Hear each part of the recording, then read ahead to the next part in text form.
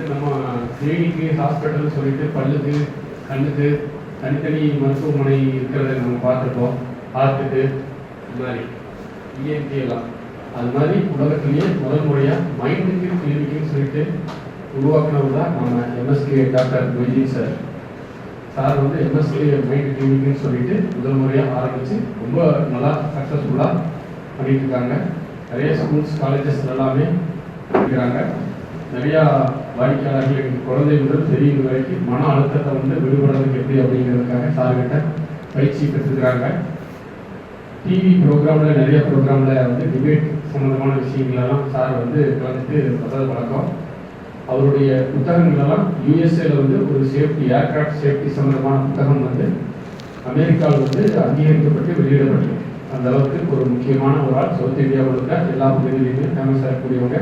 நம்மளுக்கு இன்னைக்கு இந்த சாஃப்ட் ஸ்கில், அதாவது நம்மளுடைய மனதை வந்து எப்படி இலகுவாக்குறது அப்படின்னு சொல்லிட்டு ஸ்ட்ரெஸ் மேனேஜ்மெண்ட் சம்மந்தமான வகுப்பு வகை இருந்திருக்காங்க. நீங்கள் சாதாரணமாக இருந்தாலும் கூட இந்த வகுப்பு முடியும் போது நீங்கள் சொல்லுவீங்க எந்த அளவுக்கு இருந்துச்சு அப்படின்னு சொல்லி. அந்த அளவுக்கு எஃபெக்டிவாக இருக்குது. அந்த அளவுக்கு அவர்கிட்ட ஒரு பவர் இருக்குது. அந்த பவரை அப்ளை பண்ணி உங்கள் எல்லாத்தையும் மென்மையாகவும் சாஃப்டாகவும் ரொம்ப கூலாகவும் மாற்றிடுவார். அது மாற்றிட்டாங்களா இல்லையாங்கிறது நீங்கள் கடைசியில் சொல்லுங்கள். சாருக்கு ஒரு உற்சாகமான கரவரசோட thank you sir. Very good afternoon. உங்களுடைய நிறுவனத்தின் சார்பாகவும் எங்களுடைய எம்எஸ்கே லைஃப் கிளினிக் ஃபவுண்டேஷன் சார்பாகவும் உங்களை சந்திப்பதில் மகிழ்ச்சி அடைகிறோம். நீங்கள் இதுவரைக்கும் வந்து நம்முடைய வாழ்க்கை தரத்தை மேம்படுத்துவதற்காக யாராவது கன்சல்டன்ட் அல்லது ஸ்பெஷலிஸ்ட்டை பார்த்துருக்கோமா? சொல்லுங்கள். ஓகே, பார்க்கல. இந்த ஒரு 3 hours வந்து நீங்கள் ஸ்டூடெண்ட்டாக இருக்க போகிறீங்க. Okay student? ஓகே, இதில் ஏஜும் கிடையாது ரேஞ்சும் கிடையாது. All are equal. நீங்கள் ஸ்டூடெண்ட் தான் 3 hours-க்கு. Okay, good. சரி, இது வரைக்கும் வந்து நம்முடைய லைஃப்பை வந்து மாற்றுறதுக்குன்னு யாராவது சொல்லணும், அது ஏன் மாறலைன்னு கேள்விப்பட்டிருக்கோமா? அல்லது அப்படி ஏதாவது நமக்கு சொல்லி கொடுத்துருக்காங்க, அறிமுகம் கொடுத்துருக்காங்களா? இல்லை. சரி, நான் கேட்குற கேள்விக்கு பதில் தெரியலனா தப்பு இல்லை. பதில் தெரிஞ்சிருந்தா பதிலை வந்து சரிப்படுத்திக்கங்க. ஓகே, நம்ம வாழ்க்கை அப்படிங்கிறதுக்கு என்ன டெஃபினிஷன் வச்சுருக்கோம்? கண்டிப்பாக படிக்கிற வயசில் படிக்கணும். Okay, good. நல்லா சாப்பிட்ணும். குட். நல்ல வேலைக்கு போகணும். ஓகே, இது ஆமாம், நிம்மதியாக இருக்கணும். இப்படி தான் எனக்கும் சொல்லி கொடுத்தாங்க. இப்படி தான் எனக்கும் சொல்லி கொடுத்தாங்க. ஆனால் உண்மை என்ன அப்படின்னு சொன்னால், நமக்கு வந்து அதாவது இந்த ஜென்ரேஷன், இப்போ உங்களை தவிர வந்து இதுக்கு பின்னாடி வர்றவங்களுக்கு இதுவே தெரியாது. இப்போ இருக்கிற உங்கள் குழந்தைகிட்ட யாராவது நீங்கள் அட்வைஸ் பண்ணால் கேட்டுக்கிறாங்களா? என்ன சொல்கிறாங்க? உனக்கு வேறு வேலையே இல்லையா அப்படின்னு 5 மார்க் கேள்வி கேட்குறாங்க. அப்படி தானே? அவங்க யாரும் கேட்குறதுக்கு தயாராகவே இல்லை. ஓகே, ஆக்சுவலாக என்னென்னா, நமக்கு சொல்லக்கூடிய தகவல் எல்லாமே வந்து ஒரு அதாவது என்னென்னா மெனிப்புலேட்டட் இன்ஃபர்மேஷன் சொல்கிறோம். திரித்து கூறப்பட்ட தகவல், உண்மையில் தகவல் வரவே வராது. உதாரணத்துக்கு வந்து இந்த எலக்ட்ரிக்கல் பைக்கு, காரு இதெல்லாம் எப்போ வந்திருக்குது? ஆனால் எப்போ வந்தது தெரியுமா உங்களுக்கு? 1921. 1921. யோசிச்சு பாருங்கள். இந்த ரோபோன்னு சொல்கிறீங்களே, அது எப்போ வந்தது? 1960. யோசிச்சு பாருங்க. அப்போ பொதுமக்களுக்கு இருக்கக்கூடிய தகவல் வந்து எப்பவுமே 200-300 வருஷத்துக்கு பின்னாடி அது அறிமுகப்படுத்துவாங்க. அதுக்கு முன்னாடியே வந்திருக்கும். இப்போ நீங்களாம் பார்க்குறீங்களா, கரண்ட்டு, இந்த ஒயரில் தானே கரண்ட்டு போகுது. அந்த ஒயர் இல்லாமல் கரண்ட்டை அனுப்ப முடியும்னு எப்போ கண்டுபிடிச்சாங்க தெரியுமா? கேள்விப்பட்டிருக்கீங்களா? கேள்விப்படவே இல்லை. அவர் மிகப்பெரிய சயின்டிஸ்ட். அவருடைய பேரை தான் எலன் மஸ்க் வந்து டெஸ்லான்னு வச்சுருக்காரு. ஸோ உலகத்தில் வந்து எல்லா அறிவு சார்ந்த விஷயங்களும் மக்களுக்கு அல்லவே அல்ல. மக்கள் வந்து யாருன்னா கமோடிட்டிஸ். இதுதான் இன்க்ளூடிங் எங்களுடைய சப்ஜெக்ட் முதற்கொண்டு. ஓகேவா? ஸோ லைஃப் அப்படிங்கிறது நீங்கள் என்ன தெரிஞ்சுக்கணும்னா, ஒரு மனிதனுடைய பர்த்துக்கும் டெத்துக்கும் இடைப்புள்ள கேப்புக்கு பேர் தான் லைஃப். பர்த்துக்கும் டெத்துக்குள்ள கேப் பேர் தான் லைஃப். இதில் வந்து 2 ஆப்ஷன் இருக்குது. ஒன்று ப்ராப்பர்ட்டி. நீங்கள் வளமையாக செழுமையாக வாழலாம். இல்லைன்னா நேராக கீழே பாவர்ட்டி, வறுமை. இன்னொன்று வளமை, இன்னொன்று வறுமை. இந்த ரெண்டு எது மாற்றுது, ரெண்டு எதை உருவாக்குது அப்படின்னு யாராவது தெரியுமா உங்களுக்கு? ஏன் ஒருத்தருக்கு மட்டும் சந்தோஷமாக இருக்காங்க, நிறைய சம்பாதிக்கிறாங்க, ஒருத்தர் வந்து சம்பாதிக்க மாட்டேங்கிறாங்க, அல்லது சம்பாதிக்கிறதுக்கு கஷ்டப்படுறாங்க, அல்லது கஷ்டப்பட்டுட்டே இருக்காங்க? அதுக்கு என்ன காரணம் தெரியுமா? சொல்லுங்கள். ஏன் அப்படி நடக்குது?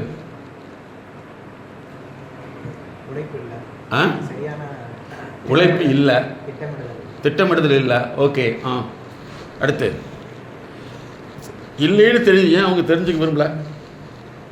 அப்படி ஒரு கேள்வி இருக்குல்லவா? உழைப்பு இல்லைன்னு தெரியுது, அப்போ உழைக்கிறது எப்படின்னு தெரிஞ்சுக்கணும் அல்லவா? ஏன் செய்யல? யோசிச்சு பாருங்க. அந்த இடத்துல போய் நின்று போயிடுறோமா என்னன்னே தெரியல இல்லையா? ஓகே. ஏன் அப்படின்னா நம்ம எல்லாமே வந்து உழைப்புங்கிறது ஒன்றுமே இருக்காது, ஏதோ ஒரு வேலைக்கு போகிறதான் சொல்லியிருப்பாங்களே, உழைப்புங்கிற மீனிங்கே நமக்கு சொல்லவே இல்லை. ஓகே. ஒரு மனிதனுடைய வளர்ச்சி அல்லது வீழ்ச்சிக்கு காரணம் வந்து மூளை அல்ல. இப்போ எல்லாத்துக்கும் மூளை இருக்குதா இல்லைங்களா? நீங்கள் சாப்பிட்டு போட்டு சந்தேகமாக இருக்கிற மாதிரி இருக்குதா இல்லையா? சந்தேகம் இருக்குதா, மூளை இருக்குதா? மூளை இருக்குது, சந்தேகம் இல்லை. ஓகே, எல்லாத்துக்கும் மூளை இருக்குது. அப்படி இருந்தால் எல்லாத்துக்கும் ஏன் டெவலப் ஆக முடியல சொல்லுங்க? யார் யூஸ் பண்ண வேண்டாம்னு சொன்னா இல்லையா? அப்படி ஒரு கேள்வி இருக்கு. யாரும் உங்களை யூஸ் பண்ண வேண்டாம்னு சொன்னா? இல்லை, வெளியில் குப்பை தொட்டியில் போடுற மாதிரி யூஸ் மீன் போட்டால் தான் யூஸ் பண்ணுவோமா? இல்லையா? ஆமாவா இல்லையா? ஓகே, சரி. அதாவது மூளைங்கிறது நம்ம உடம்பைத்தான் இயக்கும். கைகால் வரலின்னு சொல்லி யாராவது டாக்டர்கிட்ட போய் பார்த்தீங்கன்னா மூளையில் ஒரு கட்டி இருக்குதும்பாங்க. அது கட்டி, அந்த கட்டி இருந்துச்சுன்னா என்ன ஆயிரும்? உடல் ஒரு பகுதி இயங்காது. அப்போ மூளைங்கிறது எல்லாத்துக்கும் இருக்குது, அது உடலை மட்டும்தான் இயக்கும்.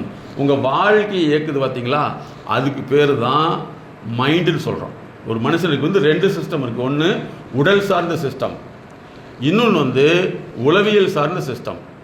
உடலை இயக்கக்கூடியது வந்து அதுக்கு பேர் வந்து பிரெயின், மூளை. அதே மாதிரி உங்களுடைய உளவியலை இயக்கக்கூடியது பேர் மைண்டுன்னு சொல்கிறோம். ஃபாலோ பண்ணுறீங்களா? உங்கள் மூளை நல்லா இருந்துச்சுன்னா கைகால் வேலையெல்லாம் செய்வீங்க, எல்லா வேலையும் செய்வீங்க. ஆனால் மூளையில் ஒரு சின்ன பாதிப்பு ஏற்பட்டாலோ சரியாக இயங்கலினாலோ ஒரு பகுதி நின்று போயிடும். அதே மாதிரி மனசில் வந்து ஒரு பகுதி இயங்கலை அப்படின்னா நமக்கு வரக்கூடியதான் வறுமை. அப்போ இதை மாத்திரக்கு யாராவது சொல்லியிருக்காங்களா? கேள்விப்பட்டிருக்கீங்களா?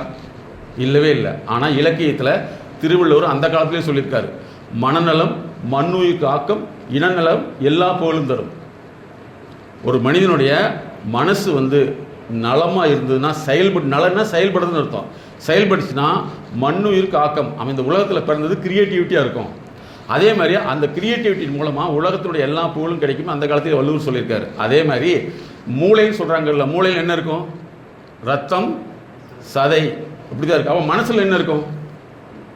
மனசுங்கிறது வந்து ஒட்டுமொத்த தொகுப்பு, இயக்க தொகுப்பு பேர் தான் மனசு. அந்த மனசுக்குள்ள என்ன இருக்குன்னா அதுக்கு பேர் அறிவு. மனசுக்குள்ள என்ன இருக்குது? அறிவு. இதையும் இலக்கியத்தில் சொல்லியிருக்காங்க. அறிவினால் ஆவது உண்டோ பிரி நோய் தம் நோய் போய் போற்றா கிடைங்கிறார் திருவள்ளுவர். அறிவினால தான் உன்னோட நோயை குணப்படுத்த முடியுங்கிறார். இதெல்லாம் நம்ம தமிழ் படிச்சிருக்கோம்ல, சொல்லி கொடுத்துருக்காங்களா? இல்லை எப்படி ஒரு திருக்குறளுக்கு கேள்விப்பட்டிருக்கீங்களா?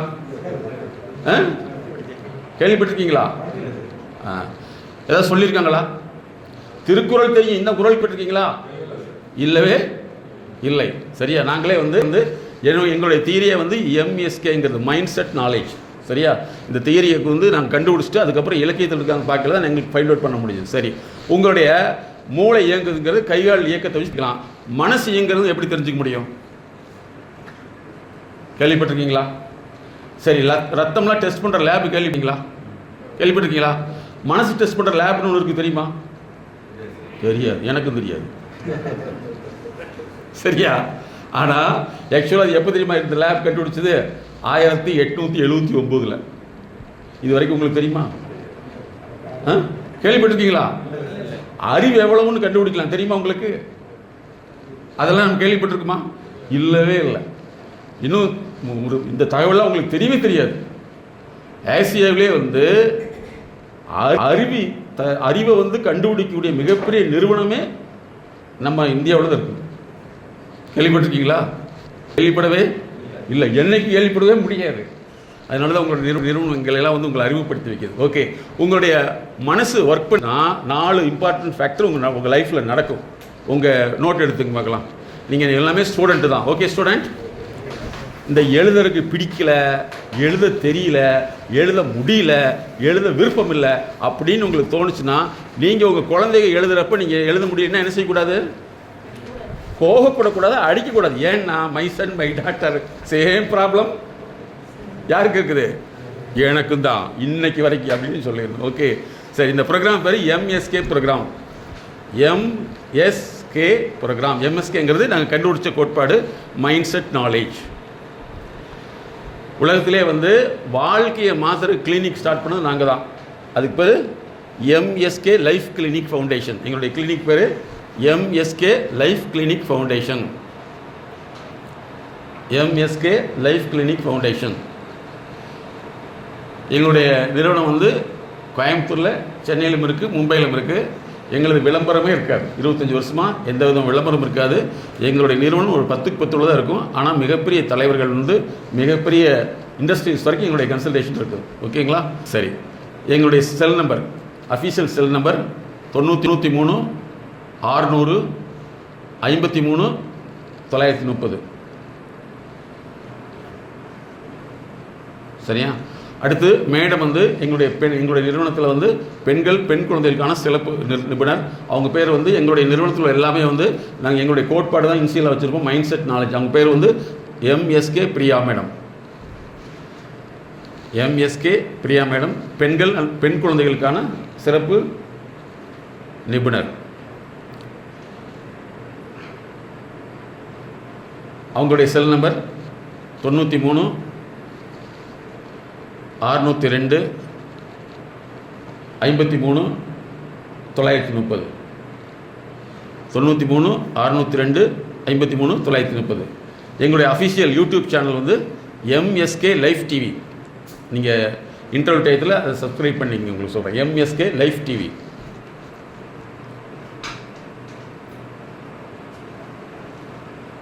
சரி, எழுதிட்டீங்களா? இப்போ வந்து உங்களுடைய லைஃப்பை அளக்க முடியும், வாழ்க்கையை வந்து அளக்க முடியும். எப்படி வந்து வயரை வந்து டேப்பில் அளக்குறீங்க இல்லையா, வீட்டை வந்து டேப்பில் அளக்குறீங்க, சட்டை வந்து அளக்குறீங்க, அதே மாதிரி நம்ம வாழ்க்கையை அளக்க முடியும். எப்படி அளக்கிறதுனா 4 ஃபேக்டர் எழுதிங்க. ஒன்று வந்து எஜுகேஷனல்.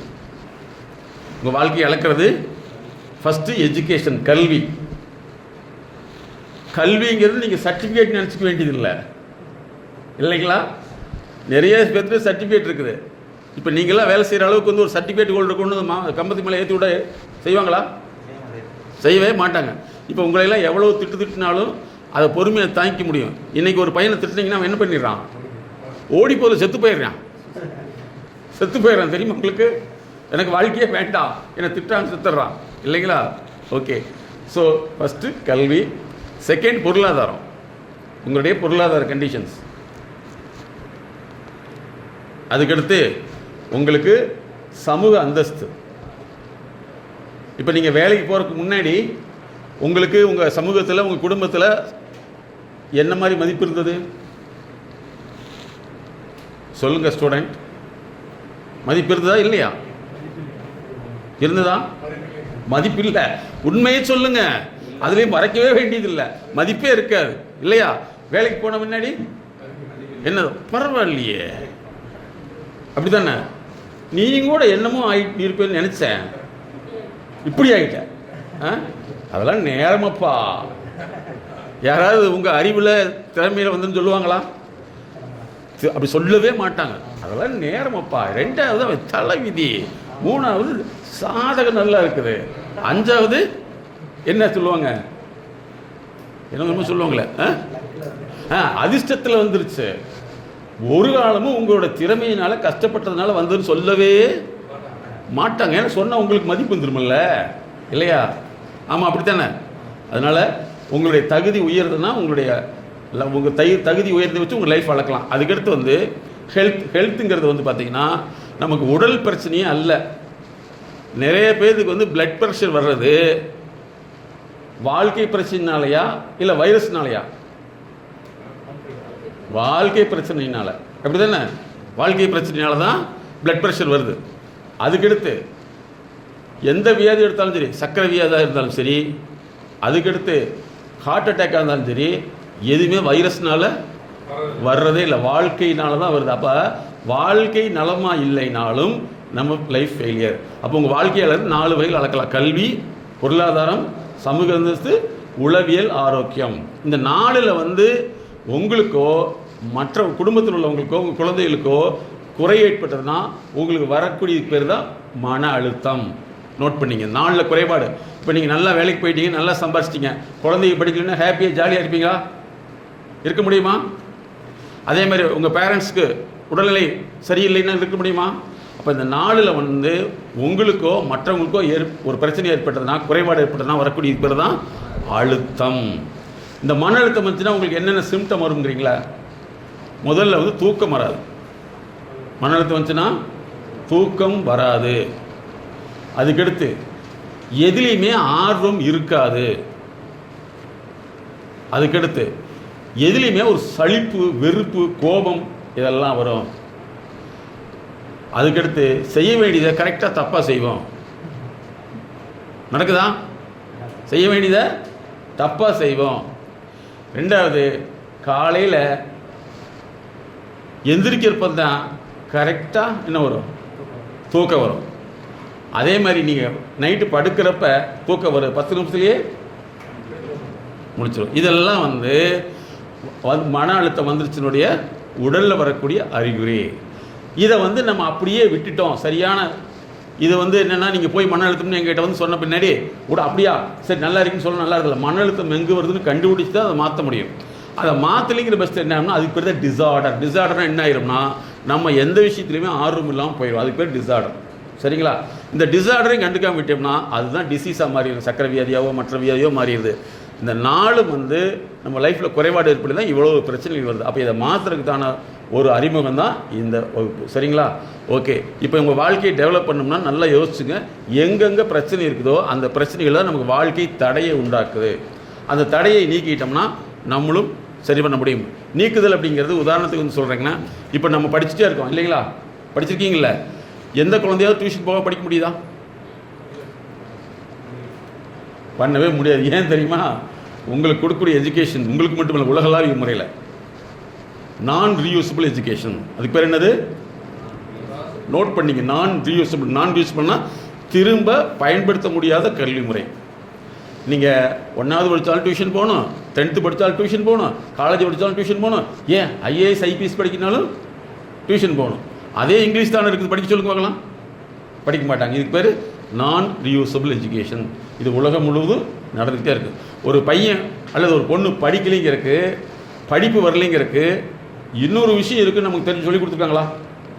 ஒரு 15 வருஷத்துக்கு முன்னாடியே டிவியில் என்னுடைய ப்ரோக்ராம் வைக்கிறப்ப ஒருத்தர் கேட்டார், ஒரு ஸ்டூடெண்ட் படிக்கலைன்னா அதுக்கு மேலே எதுவுமே இல்லையா அப்படின்னு கேட்டார். நான் சொன்னேன், இருக்குது. அந்த படிப்பில் என்ன பிரச்சனைன்னு கண்டுபிடித்து அதை மாற்றுறதுக்கு லேர்னிங் தெரப்பின்னு இருக்குதுன்னு நாங்கள் 15 வருஷத்துக்கு முன்னாடியே சொன்னோம். அப்போ ஒருத்தர் படிக்கலைங்கிறது வந்து நல்லா ஞாபகத்தில் வச்சுங்க. எழுத்தை புரிந்து கொள்ளுதல் ஒன்று, புரிந்து கொண்ட எழுத்தை படிக்கிறது ஒன்று, படிக்கிற ஒவ்வொரு வார்த்தைகளையுமே வந்து இணைத்து அதை சென்டென்ஸாக மாற்றி புரிஞ்சுக்கிறது ஒன்று, சென்டென்ஸை புரிஞ்சுக்கிறது ஒன்று, சென்டென்ஸில் என்ன இருக்குது புரிஞ்சுக்கிறது ஒன்று. சென்டென்ஸை புரிஞ்சுக்கிறதுக்கு பேர் அண்டர்ஸ்டாண்டிங், சென்டென்ஸுக்குள்ள என்ன இருக்குங்கிறது காம்ப்ரிஹென்ஷன். அதை வந்து ரீட்டைன் பண்ணுறது, அதை திருப்பி உள்ளுக்குள்ளே சேர்த்து வைக்கிறது, அப்புறம் குறிப்பிட்ட நாளுக்கு பின்னாடி வெளியெடுக்கிறது. இந்த ஒரு பெரிய ப்ராசஸ்க்குள்ளே தடை ஏற்படையில் அவங்க சொல்லி தான் படிப்பாங்க. சொன்னால் மட்டும்தான் படிக்க முடியும். அதாவது அவங்கள வந்து கம்பல் பண்ணால் தான் படிப்பாங்க. அப்போ அவங்கள வந்து நம்ம என்ன செய்கிறோம் அப்படின்னா, அவங்களுக்குள்ள எதுவுமே சரியாமையே இன்றைக்கி மட்டும் இல்லை, எப்போவுமே இப்படி தான் நடக்கும். அதனால தான் அதுக்கெல்லாம் நாங்கள் ஒவ்வொரு சிஸ்டத்தை கண்டுபிடிச்சோம். லேர்னிங் கிளீனிங்னு கண்டுபிடிச்சோம். எங்களுடைய MSK life clinic foundation 320 consultancy division இருக்குது. அதில் வந்து லேர்னிங்னே வச்சுட்டோம். எதுக்கு உங்களுக்கு சொல்கிறேன்னா, எப்படி அகாடமிக் லேர்னிங், கல்வி ரீதியான லேர்னிங், தொழில் ரீதியான கற்றல் இருக்குது. தொழில் நிறைய பேர் ஃபெயிலியர் ஆகிடுறாங்க இல்லையா? ஸோ இதெல்லாம் மாற்றி அமைக்கிறது தான் மிக முக்கியம். அதனால் வந்து உங்கள் வாழ்க்கையை டெவலப் பண்ணணும்னா ஃபஸ்ட்டு இந்த 4 விஷயங்களில் வந்து நம்ம ஃபெயிலியர் ஆகிருக்குமோ அல்லது நம்ம சார்ந்த ஃபெயிலியர் ஆகிருக்குமோ அதை சரி பண்ணால் மட்டும்தான் நம்ம நிம்மதியாக இருக்க முடியும். ஓகே. இப்போ அடுத்து என்னென்னு சொன்னால், உங்களுக்கு கேள்விப்பட்டிருப்பீங்க, உங்களுக்கு என்ன மெயினாக வந்து அதிகமாக நம்ம உணர்ச்சி வசப்பட்டுறோம். எங்கெங்கே உணர்ச்சி வசப்படுறது சொல்லுங்க பார்க்கலாம். உணர்ச்சி வேணா என்னென்னு தெரிஞ்சுக்கணும். கோபம் வர்றது, சோகம் வர்றது, விரக்தி வர்றது, அப்புறம் வந்து நமக்குள்ளேயே புலம்பிக்கிட்டே இருக்கிறது, இதெல்லாம் உணர்ச்சிகள். இந்த மாதிரி எங்கெல்லாம் நம்ம எனிஒன். அடுத்த ஒரு முக்கியமான விஷயம், உங்கள் குழந்தைங்க முன்னாடி போலின்னா நீங்கள் கவலையே படக்கூடாது. ஏன்னா எங்கே பிரச்சனை இருக்குது? நம்மகிட்ட தான் பிரச்சனையாக இருக்குது. ஏன்னா நான் உங்களை மட்டும் பார்க்குறது இல்லை, நிறைய மல்டிக்கு ஒரு கம்பெனி எம்டிஸ் வரைக்கும் பார்க்குறேன். ஃபஸ்ட்டு ஜென்ரேஷன் கஷ்டப்பட்டு மேலே வந்துடுவாங்க, செகண்ட் ஜென்ரேஷன் வரவே வராது. ஏன்னா ஃபஸ்ட் ஜென்ரேஷன் எப்படி வந்திருக்குன்னா, அது வந்து விருப்பத்தில் வராது, வேதனையில் வந்திருப்பாங்க. விருப்பத்தில் வர்றது வேறு, வேதனையில் வர்றது வேறு. நல்லா நீங்கள் புரிஞ்சுக்கணும். அதே மாதிரி நிறைய பேர் முன்னாடி வர்றதுக்கே பயப்படுவாங்க. நல்லா புரிஞ்சுங்க. எந்த துறையிலையுமே ஒரு விபத்து நடந்துச்சுன்னா அதில் வந்து முன்னாடி வரக்கூடிய ஒரு மனிதர் இருக்கார் பாருங்க, உண்மையிலேயே அவர் தான் கிரேட். இவங்க என்ன நினச்சிக்கிறாங்க, எனக்கு வேண்டாம் எனக்கு வேண்டாங்க. இவங்களுக்கு ஒன்று ஏற்பட்டால் யாராவது முன்னாடி வருவாங்களா? வரவே மாட்டாங்க. என்றைக்குமே நல்லா ஞாபகத்தில் வச்சுக்கணும். நம்ம முன்னாடி போனால் நமக்கு தப்புங்கிறது நமக்கு தவறாக சொல்லி கொடுத்தது. முன்னாடி போகிறவங்க மட்டும்தான் ஜெயிக்க முடியும். அதில் வந்து வெற்றி கிடைக்கவே கிடைக்காது. பல தோல்வி பின்னாடி தான் வெற்றி கிடைக்கும். தோல்வியே இல்லாமல் வெற்றி கிடைக்கும்னு சொன்னதுனால தான் எல்லாம் டியூஷன் போய் எக்ஸாம் எழுதி பாஸ் பண்ணி வச்சுட்டு நீட் எக்ஸாமுக்கு பாஸ் பண்ண முடியல, அமெரிக்காவில் எம்பிபிஎஸ் படிக்கணும்னு சொல்கிறேன். ஒத்துக்க முடியுதா? ஹலோ, +2 சப்ஜெக்ட் பாஸ் பண்ண முடியாது ஆமாம் நீட்டில். ஆனால் அமெரிக்காவில் போய் படிக்கிறேன்னு சொல்லி போட்டு கிட்டத்தட்ட 1 கோடி 2 கோடிலாம் படித்து போட்டு பணத்தை செலவிட்டு இன்றைக்கி நிறைய பேர் வேலை இல்லாமல் இருக்காங்க. தெரியுங்களா? எம்பிபிஎஸ் படிச்சுட்டு வேலை கிடைக்க மாட்டேங்குது. இப்போ நம்ம நாட்டு கலாச்சாரத்துக்கு தகுந்த மாதிரியான உணவு முறைகள்லாம் இருக்குது. வெளிநாட்டில் போய் பிரெட்டை சாப்பிட்றவங்களுக்கு ட்ரீட்மெண்ட் வேறே இல்லை இல்லையா? அவள் +2வே படிச்சுட்டு இங்கேயே நீட்டுக்கே வந்து 3 வருஷம் டியூஷன் போகிறவன் ஒரு எம்பிபிஎஸ்ஸை படிக்கிறான்னு சொன்னால் அதை ஏற்றுக்கிறது நமக்கு குறைபாடா இல்லை நமக்கு குறைபாடு இருக்கிற மாதிரி சொல்லி கொடுத்தாங்களான்னு ஒரு கேள்வி இருக்குல்ல? கரெக்டுங்களா? ஸோ அதனால் வந்து நீங்கள் எது இருந்தாலும் சரி முன்னாடி வாங்க. தப்பு இருந்தால் பரவாயில்ல, அவமானப்பட்டால் பரவாயில்ல, நம்ம தெளிவாய்க்கலாம்.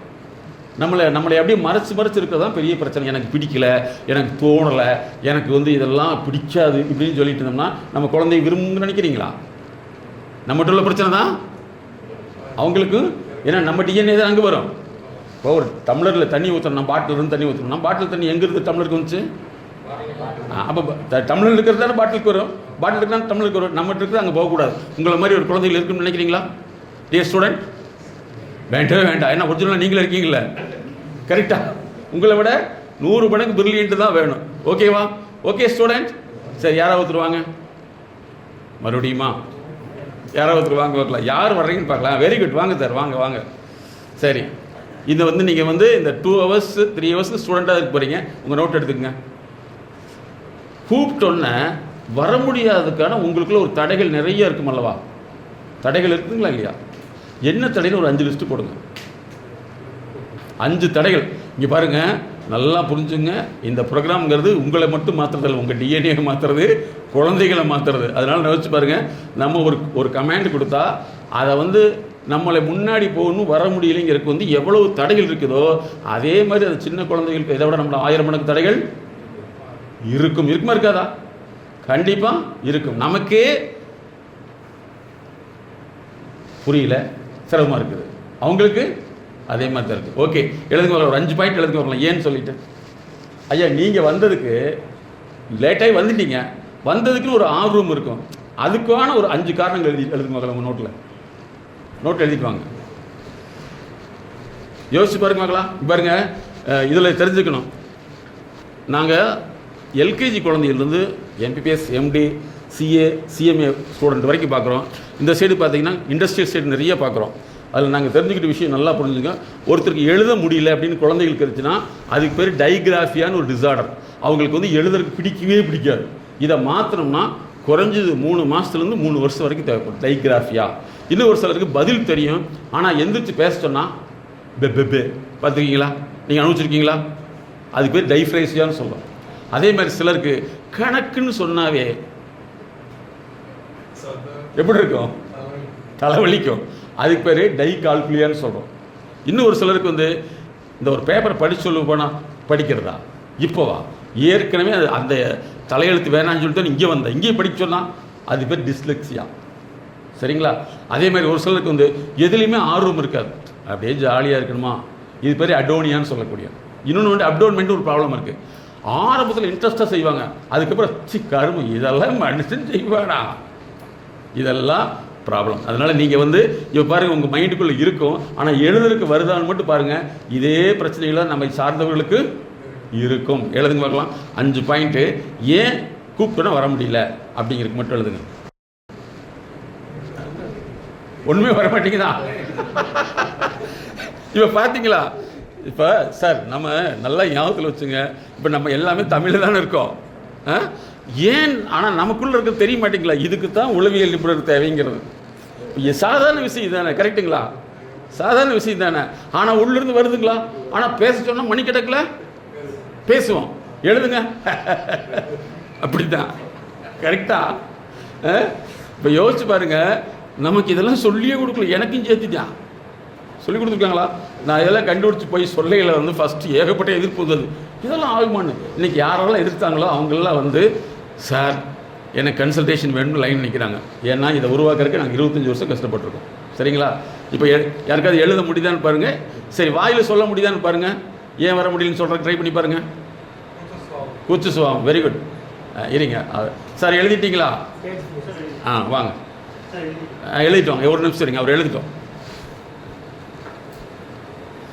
அப்போ யோசிச்சு பாருங்கள், நமக்குள்ளே வந்து எவ்வளோ விஷயங்கள் வந்து தடைகளாக இருக்குது. இந்த தடையை நீக்கி இருந்தால் நீங்கள் இந்நேரம் எவ்வளோ பெரிய ஆளாக இருப்பீங்க? கண்டிப்பாக பெரிய ஆளாக இருப்பீங்கல்ல? என்ன அதுக்கு பதில் வேணும்? கண்டிப்பாக இருப்பீங்க இல்லையா? ஏன் அப்படின்னா பாடத்திட்டம்ங்கிறது வேறு, செயல் திட்டம் என்பது வேறு, சிலபஸ் வேறு, லைஃப்ங்கிறது வேறு. எக்ஸாமில் பாஸ் பண்ணுங்க அத்தனை பேருமே வந்து பெரிய தொழிலதிபராக மாறுறதில்ல. உங்களுக்கு தெரியுமில்ல? எம்பிஏ படித்தவர் இண்டஸ்ட்ரி வச்சுருக்காரா? இல்லவே இல்லை. சரி, இண்டஸ்ட்ரி வச்சுருக்கவர் எம்பிஏ படிச்சிருக்காரா? அதுவும் இல்லை. அதனால தான் முன்னாடியே சொன்னேன், சர்டிஃபிகேட்டுங்கிறது ஒரு பேப்பர் தானே தவிர அது நீங்கள் திறமையானவங்களுக்கு சர்டிஃபிகேட்டே கிடையாது அப்படிங்கிறது நீங்கள் தெரிஞ்சுக்கணும்.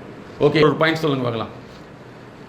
ஏன்னா இதெல்லாம் வந்து உங்களுக்கு எப்படி வந்து உங்களுடைய லைஃப்பில் ரிஃப்ளெக்ட் ஆகும்னா, நிறைய விஷயங்கள் நல்லது செஞ்சுட்டு நீங்கள் கெட்டவர் எடுத்துருவீங்க, வேலை செஞ்சுட்டு உங்களுக்கு ரெஸ்பான்ஸ் இல்லாமல் இருக்கும். சரி சார், அது ஒரு பேனை எடுத்து மார்க்கர் எடுத்துங்க. இவங்க சொல்கிறது ஒரு பாயிண்ட்டை சொல்லுவோம், அப்படி நோட் பண்ணுங்கள். நீங்கள் சொல்லுங்க பார்க்கலாம், எதனால் வர முடியல அப்படி நோட் பண்ணுங்கள். தமிழ் ஒன்றுன்னு போட்டுங்க. மற்றவங்க என்ன நினைப்பாங்க? Very good. மற்றவங்க என்ன நினைப்பாங்க அப்படின்னு நம்ம நினச்சிட்டு இருக்கோம். கரெக்டுங்களா? ஓகே, அடுத்து அவ்வளோதானா? ஒரு பாயிண்ட் கூச்சம். ரெண்டாவது அப்படி பரவாயில்ல சார், நீங்கள் என்ன பிஎட் படிச்சிங்களா? வாத்தியார் மாதிரி எழுதுறாரு. Correct, very nice, very nice. பரவாயில்ல. ரெண்டாவது வந்து கூச்சம். அப்போ அடுத்தது அவ்வளோதானா? இருங்க, ஒன்றுண்ணா அவ்வளோதான். நீங்கள் சொல்லுமா? லைட்டாக பயம், டார்க் பயம் கிடையாது, லைட் பயம். அப்புறம் அடுத்து அவ்வளோதானா? பாருங்க, எவ்வளோ தூரம் நீங்கள் குறைச்சி பேசுகிறீங்களோ அவ்வளோ உங்கள் குழந்தைய குறைச்சி பேசினா கோபமே வரக்கூடாது. என்ன அதெல்லாம் வேண்டாம் சார், அவன் படிக்கணும். ஏன் படிக்கணும்? நீ நல்லா படித்தா தான் நல்லா இருப்பேன். இப்படி நல்லா தானே இருக்கேன், முன்னேற முடியும். நீ என்ன முன்னேறிக்க? இதெல்லாம் எங்கிட்ட வந்து சொல்கிறாங்க பேரண்ட்டு. ஏன்னா இவங்க எதுவுமே செய்ய மாட்டாங்க. அப்படியே நல்லா படுறா, நீ என்ன பார்க்குற? நான் செல்ஃபோன் சத்தை பார்க்குறேன். அது என்ன ஆகும்? ஹலோ, அவன் உங்களை அப்படியே காப்பி அடிப்பான, நீ மட்டும் பார்க்குறேன். கரெக்டா? ஓகே சரி. அதாவது பேசுறதுக்கு எவ்வளவு சங்கடப்படுறோமோ அதே மாதிரி டாக்டர்கிட்ட போய் சங்கடப்பட்டுக்கிறது ரொம்ப நல்லது. ஏன்னா அத்தனை டெஸ்ட் எழுதி கொடுத்துருவாரு. எங்ககிட்ட வருவாங்க, என்ன பண்ணுறே தெரியல சார், என்னமோ பண்ணுது. என்ன பண்ணுது? என்னமோ தள்ளுற மாதிரி இருக்குது. என்ன பிடிச்சி தள்ளுது? ஏதோ பின்னாடி முடிச்சு தள்ளுற மாதிரியே இருக்காது. வீட்டுக்காரன் சொல்லுங்க, இப்படி தான் சார் எங்கிட்ட சொல்லிட்டு இருக்குது. ஒரு வார்த்தையே தெளிவாக நம்ம பேசுறதுக்கு தெரிய மாட்டேங்குது, தெரிஞ்சுக்க விரும்பலை. ஆனால் டாக்டர் போனோம்னா உடனே கண்டுபிடிச்சிட்டு வர மேஜிக்கா? இல்லவே இல்லை. நீங்கள் சொல்ல தெரிஞ்சால் மட்டும்தான் உங்களுக்கு காசு மிச்சம். சொல்ல தெரியலனா அது காஸ்ட் அதிகம். ஏன்னா எல்லா டெஸ்ட்டும் எடுத்து தீரணும். ஓகேங்களா? குட். அடுத்தது நீங்கள் சொல்லுங்கள் சார். தயக்கம். Very good. தயக்கம் எழுதிங்க. இந்த ரெண்டு பேர் ஒரே பாயிண்ட் சொன்னாங்கன்னா +1 போட்டுங்க. தயக்கம். ஓகே. அடுத்தது சார் சும்மா சொல்லுங்கள், தப்பு ரைட்டா? எல்லாம் நம்ம மக்கள் தான். ஆர்வம் இல்லை. Very good. அடுத்தது கிண்டல் பண்ணுவாங்களோ? ஓகே, கிண்டல் பண்ணாமல் உலகத்தில் யாருமே கிடையாது. கிண்டலுக்கெல்லாம் பயந்தோம்னா சுண்டங்கோல் வைக்க முடியாது. கிண்டல் ஓகே. அடுத்தது stage fear. Okay, stage fear. அடுத்தது அப்படி வாங்க. பயம். தப்பாயிரும்னு பயம். ஓகே, நீங்கள் சொல்லிட்டீங்களா? பயம். ஓகே, இந்த சைடு வாங்க. அப்படி ஒரு நீங்கள் சொல்லுங்கள் சார்.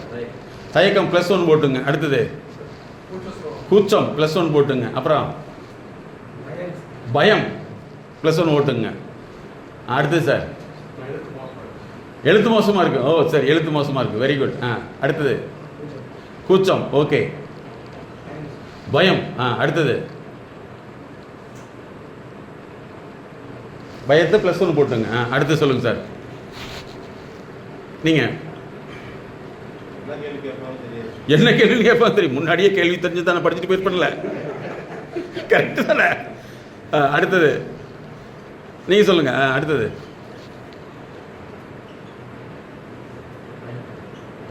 சொல்லிட்டீங்களா? என்னது? தயக்கம். ஓகே, அடுத்தது பயம். Okay, next sir. பயம். ஓகே, அடுத்தது என்ன சார்? ஆர்வமின்மை. Okay, good. அடுத்தது தப்பாயிருமோன்னு. Okay, good. அடுத்தது சார் தயக்கம். நெக்ஸ்ட்டு தப்பா எழுதுவாங்க. Okay, good. அடுத்தது கூச்சம். ஓகே, நெக்ஸ்ட் சார் கூச்சம். அடுத்து நடுக்கம். Oh very good. பார்த்தீங்களா, இவ்வளோ பிரச்சனைகள் இருக்குது. இந்த பிரச்சனைகள் நம்ம இதுக்கு முன்னாடி இப்படிலாம் நம்ம சரி பண்ணணும்னு யோசிச்சிருக்குமா?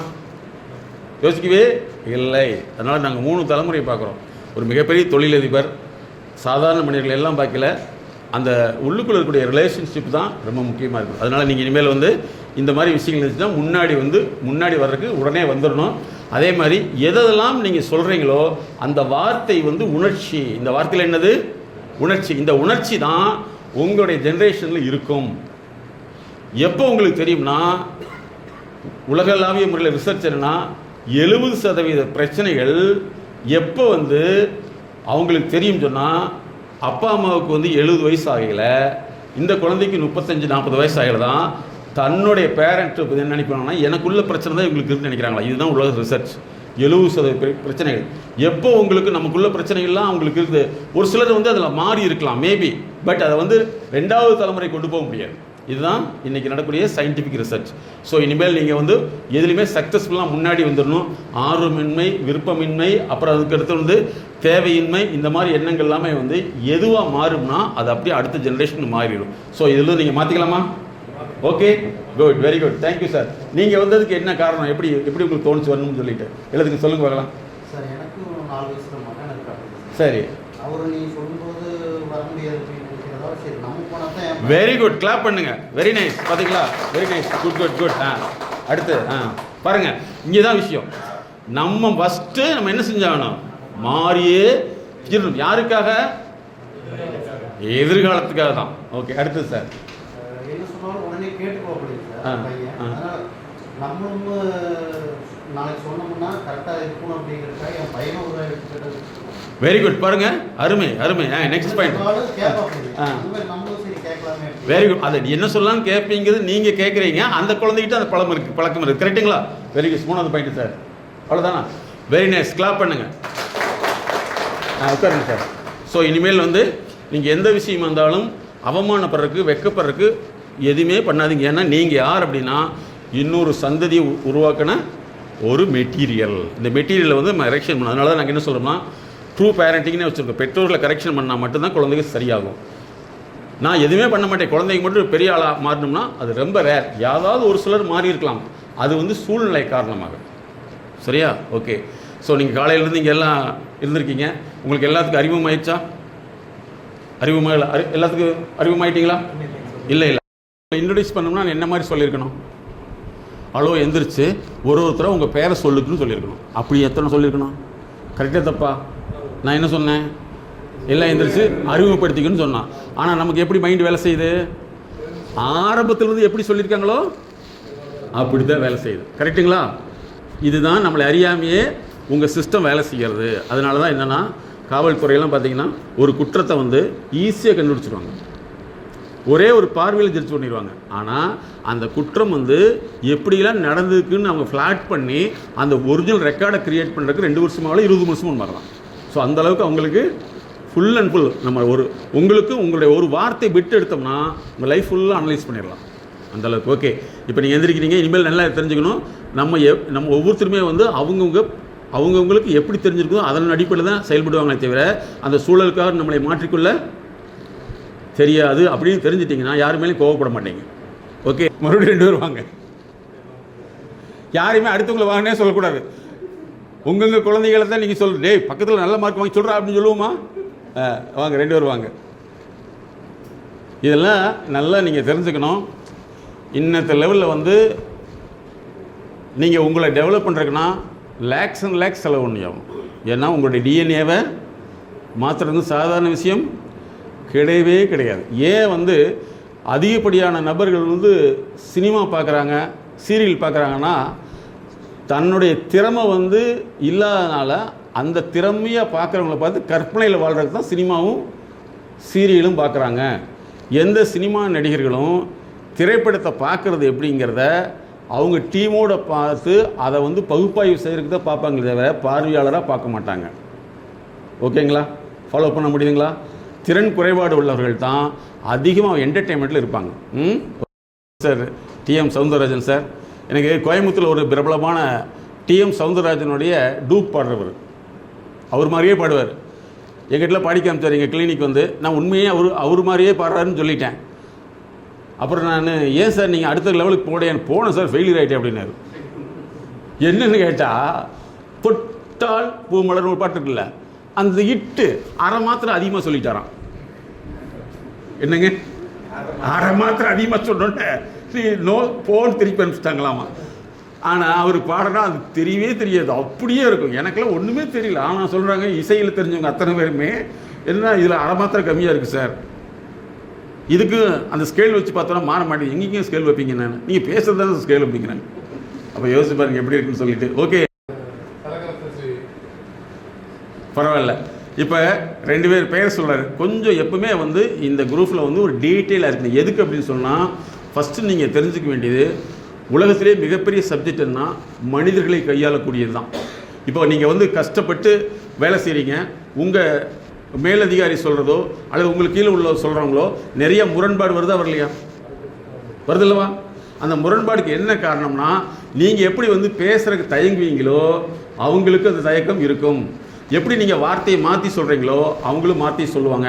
ஆனால் நம்ம என்ன நினச்சிருப்போம், என்னத்தான் சொல்கிறான்னு நினச்சிருப்போம். ஆக்சுவலாக அவங்களுக்கு வார்த்தையை சொல்ல தெரியாது. அதே மாதிரி மேலே உள்ளவங்க வந்து அவங்க சொல்கிறத நம்ம ஒரு அர்த்தத்தில் புரிஞ்சுக்குவோம். அப்போ என்ன பிரச்சனை வருதா இல்லைங்களா? ஃபஸ்ட்டு நீங்கள் தெரிஞ்சுக்க வேண்டியது என்னென்னா, எந்த வார்த்தையை சொன்னாலும் அந்த வார்த்தையினுடைய உண்மையான அர்த்தம் தெரியாமல் பழக்க அடிப்படையில் தான் இருக்கும். இப்போ நீங்களே சொல்கிறீங்க எனக்கு விருப்பம் இல்லைங்கிறீங்க. விருப்பம் இல்லைங்கிற வார்த்தை வந்து அது உங்களுக்கு பழக்கத்தில் வந்த வார்த்தை. ஆனால் உண்மையில் என்ன இருக்குன்னு பார்த்து உங்களுக்கு நிறைய ஸ்டடி பண்ணால் தான் தெரியும். ஓகேங்களா? அப்போ இனிமேல் எல்லாட்டும் நீங்கள் யார்கிட்ட போனாலும் ஃப்ரீயாக டிஸ்கஸ் பண்ணிடணும். அதே மாதிரி முக்கியமான விஷயம் என்னென்னா, உங்களுடைய கன்சியூமர்னு சொல்லக்கூடியவங்ககிட்ட வந்து எப்போவுமே நல்ல ஃப்ரீயாக டிஸ்கஸ் பண்ணுங்கள். 1000 பேர்த்த நீங்கள் பார்த்தீங்கன்னா ஒரு கன்சியூமர் உங்களை வாழ்க்கையில் என்னைக்காவது உயர்த்துறதுக்கு ட்ரை பண்ணுவார். எத்தனை பேர்த்து நீங்கள் பார்க்கணும்? 1000 பேர்த்த பார்த்தீங்கன்னா ஒருத்தர் இருப்பார். அந்த 999 பேர் இல்லாமல் நீங்கள் டைரெக்டாக ஒருத்தர் பார்க்க முடியாது. அப்போ என்ன செய்யணும்னா, பேச்சு வழக்கு, இப்போ நீங்கள் இவ்வளோ பிரச்சனை இருக்குது சொன்னீங்க பார்த்தீங்களா, இதே மாதிரி தான் எல்லாத்துக்கும் இருக்கும். அதை வந்து நீங்கள் புரிஞ்சுக்கிட்டு அவங்களோட ஒர்க் பண்ணிங்கன்னா நிச்சயமாக உங்களுக்கு முரண்பாடு வரவே வராது. ஸோ இனிமேல் பண்ணுவீங்களா? யாராவது பேசுகிறது தயங்கமாக இருந்தால் உடனே நீங்கள் என்ன செஞ்சணும், வாங்க சார் என்ன விஷயம் கேட்டுடணும் அப்படின்னு போனீங்கன்னா அவர் என்ன சொல்லுவார், என்ன கொஞ்சம் கூட மனிதாயமானம் இல்லை பேர். ஆனால் அவருக்கு பாவம், அவருக்கு பேச தெரியாது. ஆனால் உங்களுக்கு இப்படி தான் பார்க்கணும் தெரியாது. கரெக்டாக தப்பா? அங்கே தானே பிரச்சனை வருது. ஒரு ஹையர் ஆஃபீஸர் வர்றாரு அப்படின்னா, என்னங்க சார் அடிப்பீங்க. நீங்கள் என்ன நினைப்பீங்க?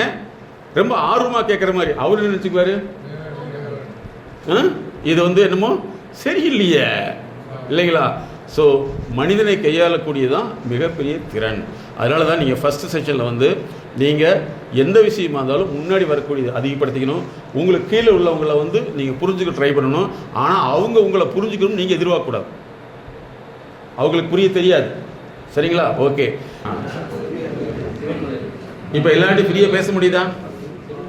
பேசிட்டீங்களா? பேச முடியுதா? உடனே எனக்கு நேரம் இல்லை சார், 1 மணி நேரம் வேணும்னா கேட்கக்கூடாது. சரியா? ஸோ நீங்கள் வந்து முதல்ல தெரிஞ்சுக்க வேண்டிய விஷயம், யார் இருந்தாலும் சரி அவங்ககிட்ட ஃப்ரீயாக சொல்லக்கூடிய திறனை வளர்த்திக்கணும். அதே மாதிரி உங்களுக்கு வேலை பளு அதிகம் அப்படின்னு நினச்சிட்டிங்கன்னா அந்த வேலை பளுவை வந்து அதை கையாளக்கூடிய ஸ்ட்ரென்த்தை நம்ம உருவாக்கிக்கணும். சரிங்களா? உங்களுக்கெல்லாம் பிரச்சனையே கிடையாது. ஐடியில் இண்டஸ்ட்ரிலாம் பார்த்தீங்கன்னா 3 மாதத்துக்கு ஒருக்கா நீங்கள் உங்களுடைய திறனை அதிகப்படுத்தி அந்த வேலைக்கு ஃபிட் ஆனால் மட்டும்தான் அடுத்து அந்த வேலையில் கண்டினியூ பண்ண முடியும். இல்லைன்னா இம்மிடியேட்டாக முடிச்சிருவாங்க. இங்கே பாருங்க, ஒரு படிப்பை வச்சு கடைசி வரைக்கும் வாழவே முடியாது. ஐடியை பொறுத்தவரை வந்து உங்கள் குழந்தைகளுக்கும் அதே நிலைமை தான். 3 மாதம் தான் உங்களுடைய வேலிடிட்டி. 3 மாதத்துக்குள்ளே அவங்க நடக்கூடிய கோர்ஸை படித்து அதுக்குள்ளே நீங்கள் போனால் மட்டும்தான் ஃபிட் ஆக முடியும். இல்லைன்னா பண்ணவே முடியாது. அதனால் வேலை பளுவை குறைக்கணுமா, வேலை திறனை அதிகமாக்கணுமா? வேலை திறனை அதிகமாக்கணும். அதே மாதிரி நம்ம சொல்கிறத அடுத்தவங்க புரிஞ்சுக்குவாங்கன்னு சொல்லி நம்மளை அடுத்தவங்க ஏன் புரிஞ்சுக்கலின்னு கேள்வி கேட்டோம்னா அங்கே வரக்கூடியதான் உணர்ச்சி வசப்பாடு பிரச்சனைகள். சரிங்களா? அங்கே தான் கோபம் வருது. அதே மாதிரி உங்களுடைய வேலை அதிகமாக இருக்குன்னு சொல்லிட்டு நீங்களே அப்படி செய்ய மாட்டேன்னு நினைக்கிறேன். புரியலன்னு நினைக்கிறேன். புரியுது இல்லையா? அது வந்து ஆக்சுவலாக ஸ்ட்ரென்த்து கிடையாது, வீக்கு. அப்படிதானே? அது வீக்கு. ஸ்ட்ரென்த் அதிகப்படுத்திங்கிறது அறிவுத்திறனை அதிகப்படுத்திட்டீங்கன்னா வேலை ஈஸியாக செய்ய முடியும்.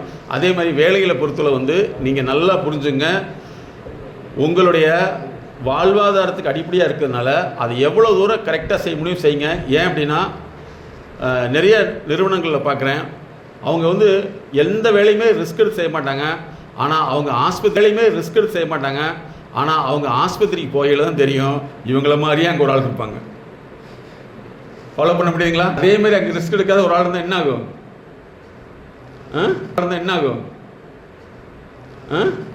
அப்படிதான் நடக்கும் உலகம். நாங்கள் வந்து என்ன நினைக்கிறோம், உங்களை அத்தனை பேர்த்தையுமே வந்து வாழ்க்கையை பற்றி ஒரு விழிப்புணர்வு, பிரச்சனைகள் இருந்துச்சுன்னா அதுக்கு தீர்வுங்கிறத நாங்கள் சொல்லணும் அல்லது உங்களுக்கு விழிப்புணர்வு பண்ணணும்னு நினச்சிட்டு இருக்கோம் இல்லையா? ஸோ உங்களை 100% நாங்கள் டெவலப் பண்ணணும்னு நினைக்கிறோம். அதே மாதிரி தான் எங்கள் மேலே உள்ளவங்க எங்களை 100% டெவலப் பண்ணி எங்களை ஃபாரின்லாம் கூட்டிகிட்டு போகிறாங்க. ஓகேவா? ஸோ இனிமேல் சக்ஸஸ்ஃபுல்லாக மாறிடலாமா? எதுனா நீங்கள் முன்னாடி வந்துடுவீங்களா? ஆர்வத்தை அதிகப்படுத்தணும். யார் கிடைச்சாலும் ஃப்ரெண்ட்லியாக இருக்கணும். சரிங்களா? தேவையற்ற செயல்களை ஈடுபடுத்தக்கூடாது. அதே மாதிரி உங்களுக்கு கஷ்டம் அதிகமாக இருந்துச்சுன்னா பக்கத்தில் ஒருத்தர் சொன்னீங்கன்னா அந்த கஷ்டம் என்ன ஆகும்? கஷ்டம் ரிலீஸ் ஆகாத வரைக்கும் லாக் பண்ணிடுவாங்க. கரெக்டுங்களா? நீங்கள் ஒன்று சொல்லுவீங்க, நமக்கு மேலே இருக்கிற இ அல்லது ஏஇ நிறைய வேலை சொல்கிறாருன்னு சொல்லி அவர் கேட்டுட்டு போய் கரெக்டாக அங்கே போய் என்ன செய்வார்? ஏன் சார் உங்களுக்கு வேலையே இல்லையா சார், இவ்வளோ வேலை கொடுக்குறீங்களாமா? அந்த பையன் தான் சொன்னியா சொல்லுங்க. இப்போ வந்து அடுத்த கூட சொன்ன ப்ரெஷர் ரிலீஸ் ஆகுதா? என்ன ஆகுது? ப்ரெஷரு அதிகம் தான் ஆகும். அப்போ வந்து யார்கிட்ட சொல்லணுமோ அவங்ககிட்ட தான் சொல்லணும். அதே மாதிரி உங்களுடைய உடல் பிரச்சனை எப்படி வெளியே எடுத்து உங்களை டெவலப் பண்ணிட்டு போனீங்கன்னா நீங்கள் அடுத்தடுத்த கட்டத்துக்கு போகலாம். நாளைக்கு உங்கள் குழந்தைகள் வந்து உங்களை மாதிரியே நம்ம வளர்ச்சிக்கு என்ன செய்யணும் யோசிக்கும். ஸோ இதை நீங்கள் புரிஞ்சுக்கிட்டீங்களா? இப்போ வந்து மேடம் வந்து நீங்கள் வேலை செய்கிற இடத்துல வந்து இருக்கக்கூடிய பிரச்சனைகள், குடும்பம் சார்ந்த பிரச்சனைகள், அது வந்து குழந்தைகள் சார்ந்த பிரச்சனை. இப்போ நீங்கள் யாருன்னா, நீங்கள் வந்து வேலைக்கு போகிறது உங்கள் குடும்பத்தை காப்பாற்றுறதுக்கு. ஆமாவா இல்லையா? அந்த குடும்பத்துக்கு நீங்கள் எப்படி இருக்கணும், அந்த குடும்பம் சார்ந்த பிரச்சனை உங்களை எப்படி பாதிப்பு ஏற்படுத்துது? ஃபேமிலியில் உடம்பு சரியில்லைன்னு நம்ம நிம்மதியாக இருக்க முடியுமா? சரி, ஃபேமிலியில் கூப்பிட்டு நீங்கள் சம்பாரிச்சிட்டு போகிறீங்க பணத்தை, அதை கொடுத்து வாங்கிட்டு உங்களை எல்லாமே தேவையில்லாத செலவெல்லாம் பண்ணால் நீங்கள் சந்தோஷம் வேடிக்கை பார்ப்பீங்களா? எப்படி வரும்? கோவம் தான் வரும் இல்லைங்களா? அதே மாதிரி இங்கே பக்கத்தில் கல்யாணம் வந்துருச்சு, ஒரு 10,000 வையி, அதுக்கடுத்து மாமன் மச்சம் கல்யாணம் வந்துச்சு, ஒரு 20,000 வையி அப்படின்னு சொன்னால் உங்களுக்கு எப்படி இருக்குது? கோபம் வரும். உங்களை அவங்க பணமாக பார்த்தா கோபம் வரும், ஆனால் உங்களுடைய பணத்தை உழைப்பாக பார்த்தா அவங்க மேலே என்ன வரும்? பாசம் வரும் இல்லைங்களா? அப்போ ஃபேமிலி சார்ந்த பிரச்சனைகள், குழந்தை சார்ந்த பிரச்சனையாக இருக்கலாம், குடும்பம் சார்ந்த பிரச்சனைகளாக இருக்கலாம், இதெல்லாம் வந்து ஒரு மிகப்பெரிய வேலையில் ஒரு பிரச்சனை உண்டாக்கிடும். அதை பற்றி மேடம் வந்து உங்ககிட்ட ஒரு விழிப்புணர்வு கொடுப்பாங்க. அனைவருக்கும் மாலை வணக்கம். நிறைய சார் டீட்டெயில் கொடுத்துருக்காங்க. நம்ம வாழ்க்கையில் எதெல்லாம் இழந்திருக்கிறோம் இல்லை எதெல்லாம் தெரியலை அப்படின்னு தெரிஞ்சுட்டாலே நம்ம வாழ்க்கையில் ஜெயிக்க முடியும். இது வரைக்கும் நம்மளுக்கு இதுவரை யாராவது சொல்லி கொடுத்துருக்காங்களா? அட்வைஸ் பண்ணியிருக்காங்க, கிளாஸ் எடுத்துருக்காங்க. நம்ம சொல்லக்கூடிய பிரச்சனைகளை கேட்டுக்கிட்டு அவங்களோட அனுபவத்தை சொல்லியிருக்காங்க இல்லையா? நம்மளோட வளர்ச்சிக்கு எது தேவைன்னு இது வரைக்கும் யாருமே சொல்லித்தர மாட்டாங்க, சொல்லித்தர தெரியாது. அப்போ நம்ம ஒவ்வொரு நாளுமே நம்ம எதுக்காக வாழ்றோம்? எதுக்காக பணம் சம்பாதிக்கணும்? எதுக்காக வாழணும்? எதுக்கு இருக்கிறோம்? எதுக்கு சார்? குடும்பத்தை காப்பாத்து. அதுக்கான ஒரு அங்கீகாரம் கிடைக்கலங்கிறப்பதான விரக்தி வருது. ஹார்ட் ஒர்க் பண்றோம், அதை கொண்டு வந்து வீட்டில் அந்த பணத்தை நீங்க சேலரி வாங்கி கொடுத்தோன்னா அவங்க முகத்துல சந்தோஷம் வருதா சார்? ஒரு நாளாவது வருதா? வராது. ஏன்னா அவர்களோட மன இயக்கம் இதுல நம்ம என்னைக்கு புரிஞ்சுக்கிறோமோ அன்னைக்கு நம்ம சந்தோஷம் இல்லையா? பொதுவாகவே வந்து நம்மளை வந்து ரெனோவேட் பண்ணிகிட்டே இருக்கணும். புதுசாக மாற்றலிங்கிற பட்சத்தில் வந்து இந்த உலகம் யோசிச்சு பாருங்கள், இந்த உலகம் தோண்டி எத்தனை வருஷமாக இருக்கும். இப்போ உங்கள் ஃபேமிலியில் வந்து மேபி நீங்கள் ஒரு ஃபஸ்ட்டு ஜென்ரேஷனாக எஜுகேஷனாக இருக்கலாம் இல்லையா? அப்படி தானே சார்? ஆனால் எத்தனை ஆண்டுகள் அது தோன்றி இருக்குன்னு பாருங்கள்.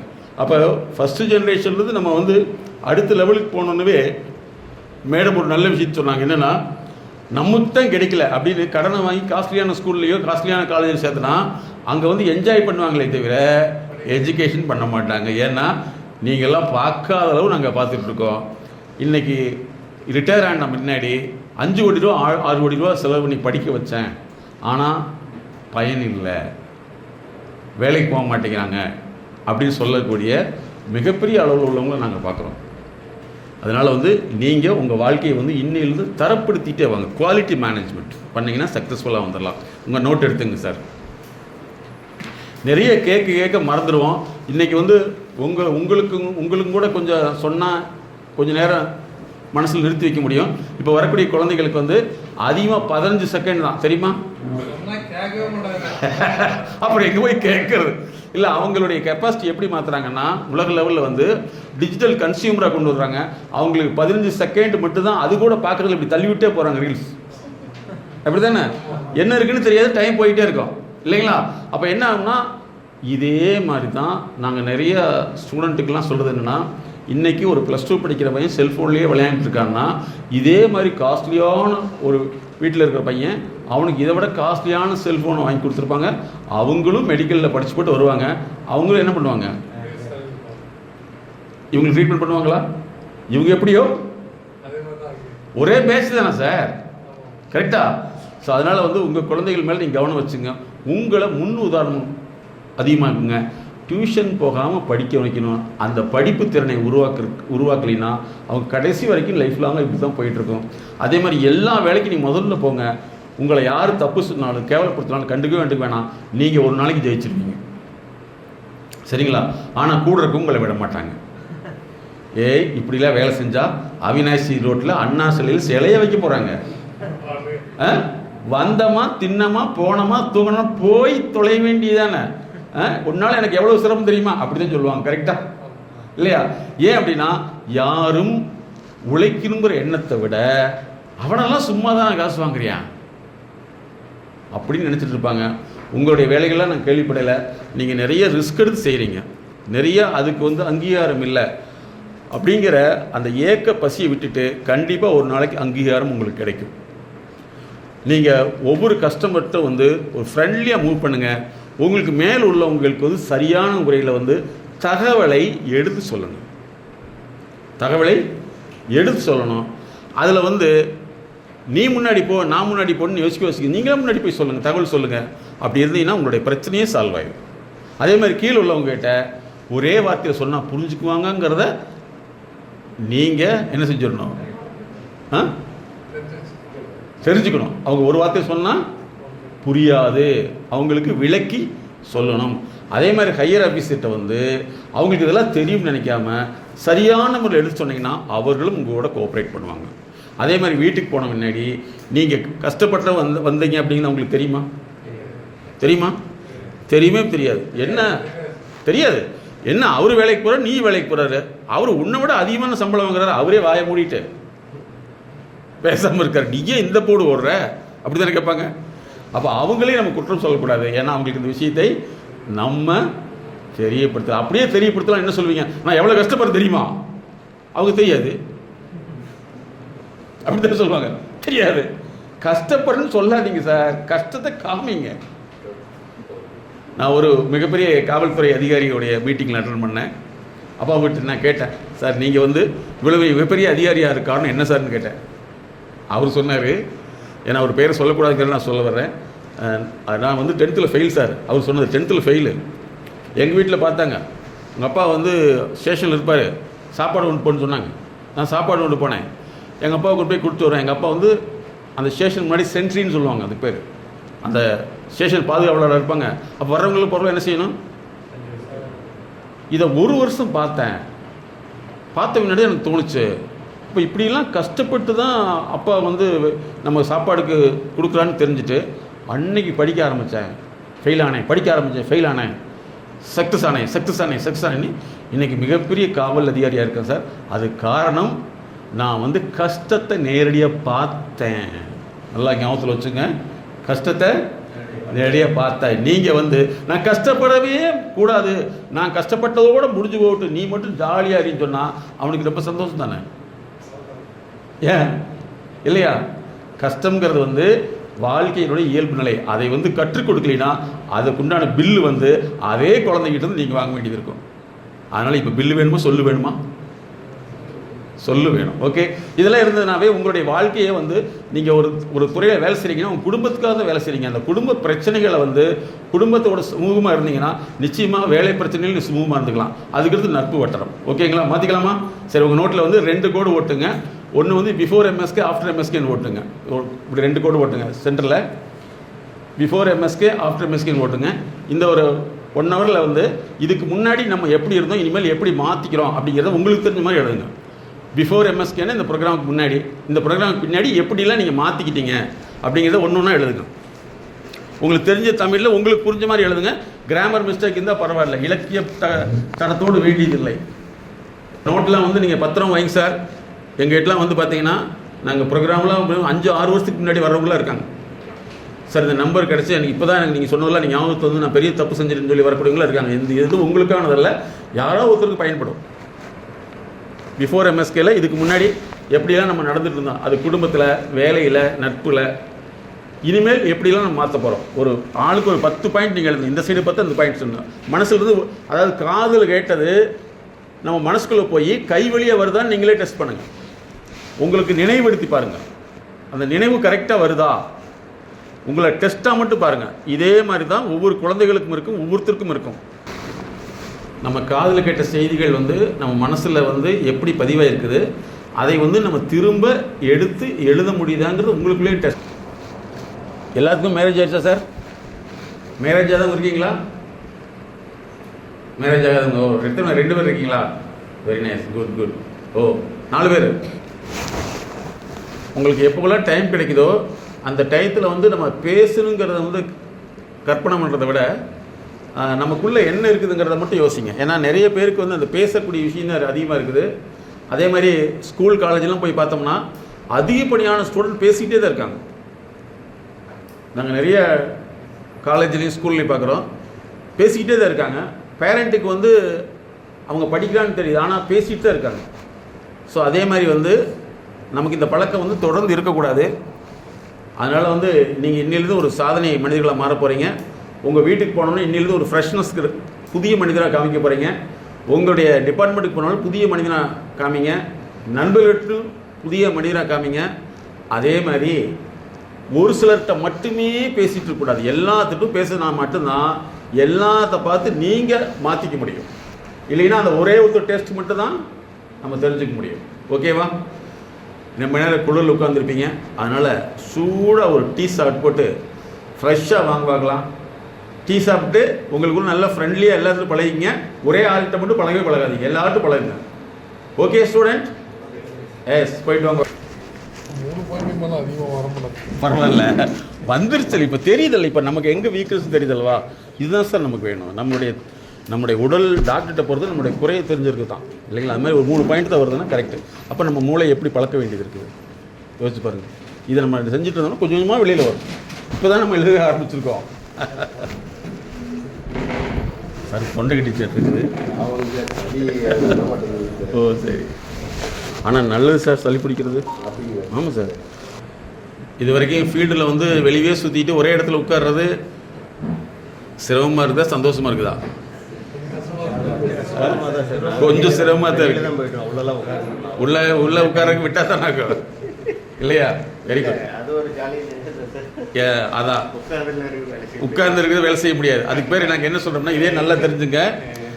ஸ்டூடெண்ட்டுக்கு வந்து இதே ப்ராப்ளம் இருக்குது. என்னென்னா ஹைப்போ கினஸ்தட்டிக், ஹைப்பர் கினஸ்தட்டிக்னு சொல்கிறோம். ஹைப்போ கினஸ்தட்டிக்னா அவங்க உட்கார்ந்த இடத்துலையே ஒரு சிலர் மட்டும் விரும்புவாங்க. ஹைப்பர் கினஸ்தட்டிக்னா உட்காரவே மாட்டாங்க. பார்த்துருக்கீங்களா? இதெல்லாம் வந்து அந்த உடல் இயக்கம் சார்ந்தது. ஓகே, இப்போ இந்த முன்னாடி ஒரு டிஸ்கஷன் பண்ணிட்டு இருந்தோம். நிறைய பேருக்கு வந்து லோ பிபி வருதுன்னு வச்சுங்களேன், அல்லது ஹை பிபி வருது. இது ரெண்டுமே வந்து மெயினாக வந்து 2 வகையில் தான் வரும். ஒன்று food and feeling. Food and feeling, உணவு வந்து கட்டுப்பாடு இல்லாமல் அதிகமாக உப்பு இதெல்லாம் சேர்றதுனால வரக்கூடியது வந்து மருந்து கொடுத்தா சரியாயிடும். இந்த லோ பிபி மருந்து கொடுத்தா சரியாயிடும். ஆனால் மருந்து கொடுத்தே சரியாகலைன்னா அது வந்து ஃபீலிங்னால் வரக்கூடிய பிபி, உணர்ச்சியினால் வரக்கூடியது. அப்போ எந்த நோய் வந்து மருந்துக்கு கட்டுப்படலையோ அது வந்து மனோத்துவ ரீதியில் வேலை செய்யுதுன்னு அர்த்தம். அப்போ இந்த லோ பிபி இது வந்துருச்சுன்னா நம்ம வந்து மருந்து கொடுத்து பார்த்துட்டே இருப்போம். அது வந்து ஒர்க் அவுட் ஆகாது. ஏன்னா அவங்களுடைய ஃபீலிங் அதிகமாக இருக்கும். ஹார்ட் பீட்டை வந்து கடகடான்னு துடிக்க வைக்கும். சரியா? ஒரு சிலருக்கு வந்து துடிப்பு கம்மியாக இருக்கும். ரெண்டுமே தான். அதனால தான் ஃபுட் அண்ட் ஃபீலிங்கிற விஷயத்தை மேடம் டிசைன் பண்ணி அந்த மாதிரி உள்ளவங்களை வந்து அது உடனே நல்லா பண்ண முடியாது. ஒருத்தரை பார்த்துட்டோம்னா மினிமம் 3 மாதங்கள் வந்து அவங்களோட வாழ்கிறோம். இந்த உலகத்தில் எந்த பகுதியில் இருந்தாலும் சரி, டெய்லி அவங்க மேடத்துடைய கனெக்ஷன் இருக்கையில் ஒவ்வொரு உணர்ச்சிகளையும் அவங்க கேட்டு அல்லது அவங்க சொல்ல வச்சு அவங்களுக்கு சொல்ல முடியாத ஒரு விஷயம் இருக்கும். நாங்கள் பார்க்குறோம், ஒருத்தரை ட்ரீட்மெண்ட்டு கூப்பிட்டு போகிறாங்க, எல்லா மருத்துவ ஆலோசனையெல்லாம் எடுத்து விட்டு ஃபெயிலியர் கடைசியில் வந்து எங்கள் நெட்லாம் பார்த்துட்டு எங்கள்கிட்ட கூட்டிகிட்டு வராங்க. அவங்ககிட்ட வந்து ஒரு விஷயத்தை நாங்கள் அவர் சொல்கிற மாதிரி வர்றதுக்கு 90 நாள் ஆகுது. அது எப்போ நடந்தது அப்படின்னா 3ஆவதுல நடந்தது. இப்போ வயசுக்கு அவருக்கு எவ்வளவு? 37. 3rd ஸ்டாண்டர்ட் நடந்த விஷயம் அவர் வந்து இன்னைக்கு வரைக்கும் நோயாளியை மாற்றிருக்குது. யோசிச்சு பாருங்க. அப்போ ஒவ்வொன்றுமே வந்து மனசுக்குள்ளே போகக்கூடிய செய்திகள் அப்படிங்கிறது காது வழியாக, கண் வழியாக, தோல் வழியாக போயிருக்கும். அப்போ இது எல்லாமே வந்து சொல்ல முடியாத விஷயமா இருக்குது. அதனால தான் நான் ஒரு புக் எழுதணும், சொல்வதும் சொல்லாததும். நீங்கள் சொல்லக்கூடிய விஷயத்தை தவிர சொல்லாத விஷயங்கள் உங்களுக்கு இருக்கும், சொல்ல தெரியாத விஷயங்கள் நிறையா இருக்கும், சொல்ல முடியாத விஷயங்கள் நிறையா இருக்கும். இதெல்லாம் வந்து அவங்களோடு இணைந்து அவங்களா மெதுவாக அவங்க வந்து எங்ககிட்ட அதை டிஸ்கஸ் பண்ணையில் தான் அதனுடைய ஆழத்தையும் மூலத்தையும் கண்டுபிடித்து மாற்ற முடியும். அதனால் வந்து இந்த பிபி, ஹார்ட் அட்டாக் பார்த்திங்கன்னா மண்டே ஹார்ட் அட்டாக்னு இருக்குது. நிறைய பேர்த்திங்கன்னா மண்டே தான் ஹார்ட் அட்டாக் வரும். அதே மாதிரி வந்து புரோக்கன் ஹார்ட் சிண்ட்ரோம் சொல்கிறோம். இல்லைன்னா ஒரு சிலருக்கு வந்து நெஞ்சே வெடிச்சு போகிற மாதிரி இருக்குது. கேள்விப்பட்டிருக்கீங்களா? இதெல்லாம் என்னென்னா அவங்களுடைய வாழ்க்கை நிகழ்வுக்கும் அவங்களுடைய திட்டத்துக்கும் இடையில இருக்கக்கூடிய கேப் தான் இந்த பிரச்சனையும் வருது. அப்போ அதனால் நீங்கள் என்ன செய்யணும்னா உங்களுடைய தொழில் துறையில் வந்து நீங்கள் வந்து எதையுமே கவனமாக செய்யுங்க. மெயினாக வந்து எந்த ஃபீலிங் உங்களை டிஸ்டர்ப் பண்ணுதோ, மனசுக்குள்ளே தொடர்ந்து உறுத்திக்கிட்டே இருக்குது சார், எப்போ பார்த்தாலும் இது வந்துகிட்டே இருக்குன்னா அது வந்து உடம்புல ஒரு ஆணி ஏறின மாதிரி உள்ளுக்குள்ளே இருக்குன்னு தான். அதை வந்து நாங்கள் ரிலீஸ் பண்ணி எடுத்துட்டோம்னா அதுக்கப்புறம் நீங்கள் ஃப்ரீ ஆகிடுவீங்க. ஃபஸ்ட்டு வந்து உங்களுக்கு நாங்கள் எங்களுடைய கன்சல்ட்டிங்கில் ஃபஸ்ட்டு உங்களுக்கு என்ன செஞ்சுருக்கோன்னா, நீங்கள் முதல்ல வந்து ஃப்ரீயாக உங்களுக்குள்ள இருக்கிற வளையத்திலேருந்து வெளியில் வாங்க, எல்லாத்தையும் டிஸ்கஸ் பண்ணுங்கள். உங்களுக்கு ஒரு நட்பு வட்டம் கிடைக்கும். அந்த நட்பு வட்டம் எதுக்கு தெரியுமா? நீங்கள் தனிமையாகாமல் இருக்கிறதான ஏதோ டிஸ்கஷன் பண்ணுறக்கல்ல. இன்றைக்கி வந்து இன்றைக்கி இருக்கிற ஸ்டூடெண்ட் வந்து 2 வகையான ப்ராப்ளத்தை பார்க்குறேன். ஒன்று வீட்டை விட்டு வெளியில் போயிட்டே இருக்கிறது, இன்னொன்று வீட்டை விட்டு வெளியே போகிறதில்ல. ரெண்டுமே பார்க்குறோம். பார்த்துருக்கீங்களா? ஒன்று படிக்க சொன்னால் பிடிக்க மாட்டேங்குது, எழுத சொன்னால் பிடிக்க மாட்டேங்குது. என்ன பிடிக்குதுன்னா செல்ஃபோனை கொடுத்துட்டீங்கன்னா பிடிக்குது. அப்படி தானே? அந்த செல்ஃபோனு எத்தனை நாளைக்கு வச்சுக்குவாங்க? ஒரு செல்ஃபோன் வாங்கினீங்கன்னா அது சாதாரண செல்ஃபோனில் நீங்கள் யூஸ் பண்ணணும். அவங்க கேட்குறது ஆப்பிள், ஆரஞ்சு, சாத்துக்குடி இல்லையா, பைனாப்பிள், அப்படி தான் கேட்குறாங்க. யோசிச்சு பாருங்க. நீங்கள் முதல்ல பைக் வாங்குறப்ப எத்தனை வயசில் வாங்கினீங்க பைக்கு? 20 வயசில் வாங்கினவங்களாம் பிரச்சனையே இல்லை. உங்கள் வயசில் இப்போ இவங்களை போய் எடுத்துக்கலாம். உங்களுக்கெல்லாம் கண்டிப்பாக வாங்கி கொடுப்பாங்க. ஒரு குறிப்பிட்ட நீங்களே எந்த ஏஜில் வாங்கியிருப்பீங்க? 35 வயசில் வாங்கியிருப்பீங்க. அது உடனே நம்ம வாங்கிட்டீங்களா? இன்றைக்கி போய் டப்புன்னு கொடுத்து வாங்கிட்டீங்களா? 35 வயசில் வாங்குறதுக்கு எத்தனாயிரம் தடவை கற்பனை பண்ணியிருப்பீங்க? நீங்கள் சின்ன வயசு பேசக்கூடாது, நீங்கள் குழந்தை. மற்றவங்களாம் யோசிச்சு பாருங்கள். நாங்கள் நிறைய பேர் பார்க்குறோம், அதை வாங்கணும்போது பல நாள் கற்பனை பண்ணி வாங்கியிருக்காங்க இல்லையா? ஆனால் இன்றைக்கி இருக்கிற குழந்தைக்கு எப்படி கிடைக்குது? உடனே கிடைக்குது. 1 லட்சம் என்ன பெரிய 1 லட்சம்? அப்படி தானே கேட்குறாங்க, அப்படி தானே கேட்குறாங்க. 1 லட்சம் கூட பரவாயில்ல, நான் கொடுத்துருவேனே சார். அவன் 2 லட்ச ரூபா கேட்குறான்ல இல்லைங்களா? அது 2 லட்சம் எனக்கு கேடிஎம் கேட்குறான், ஏடிஎம் கேட்குறியான், அப்புறம் பேடிஎம் கேட்குறியான் இல்லைங்களா? இத்தனையும் வாங்கி கொடுத்தா தான் என்ன தெரியுமா? பரவாயில்ல, நான் உன்னை டேடின்னு எடுத்துக்கிறேன்.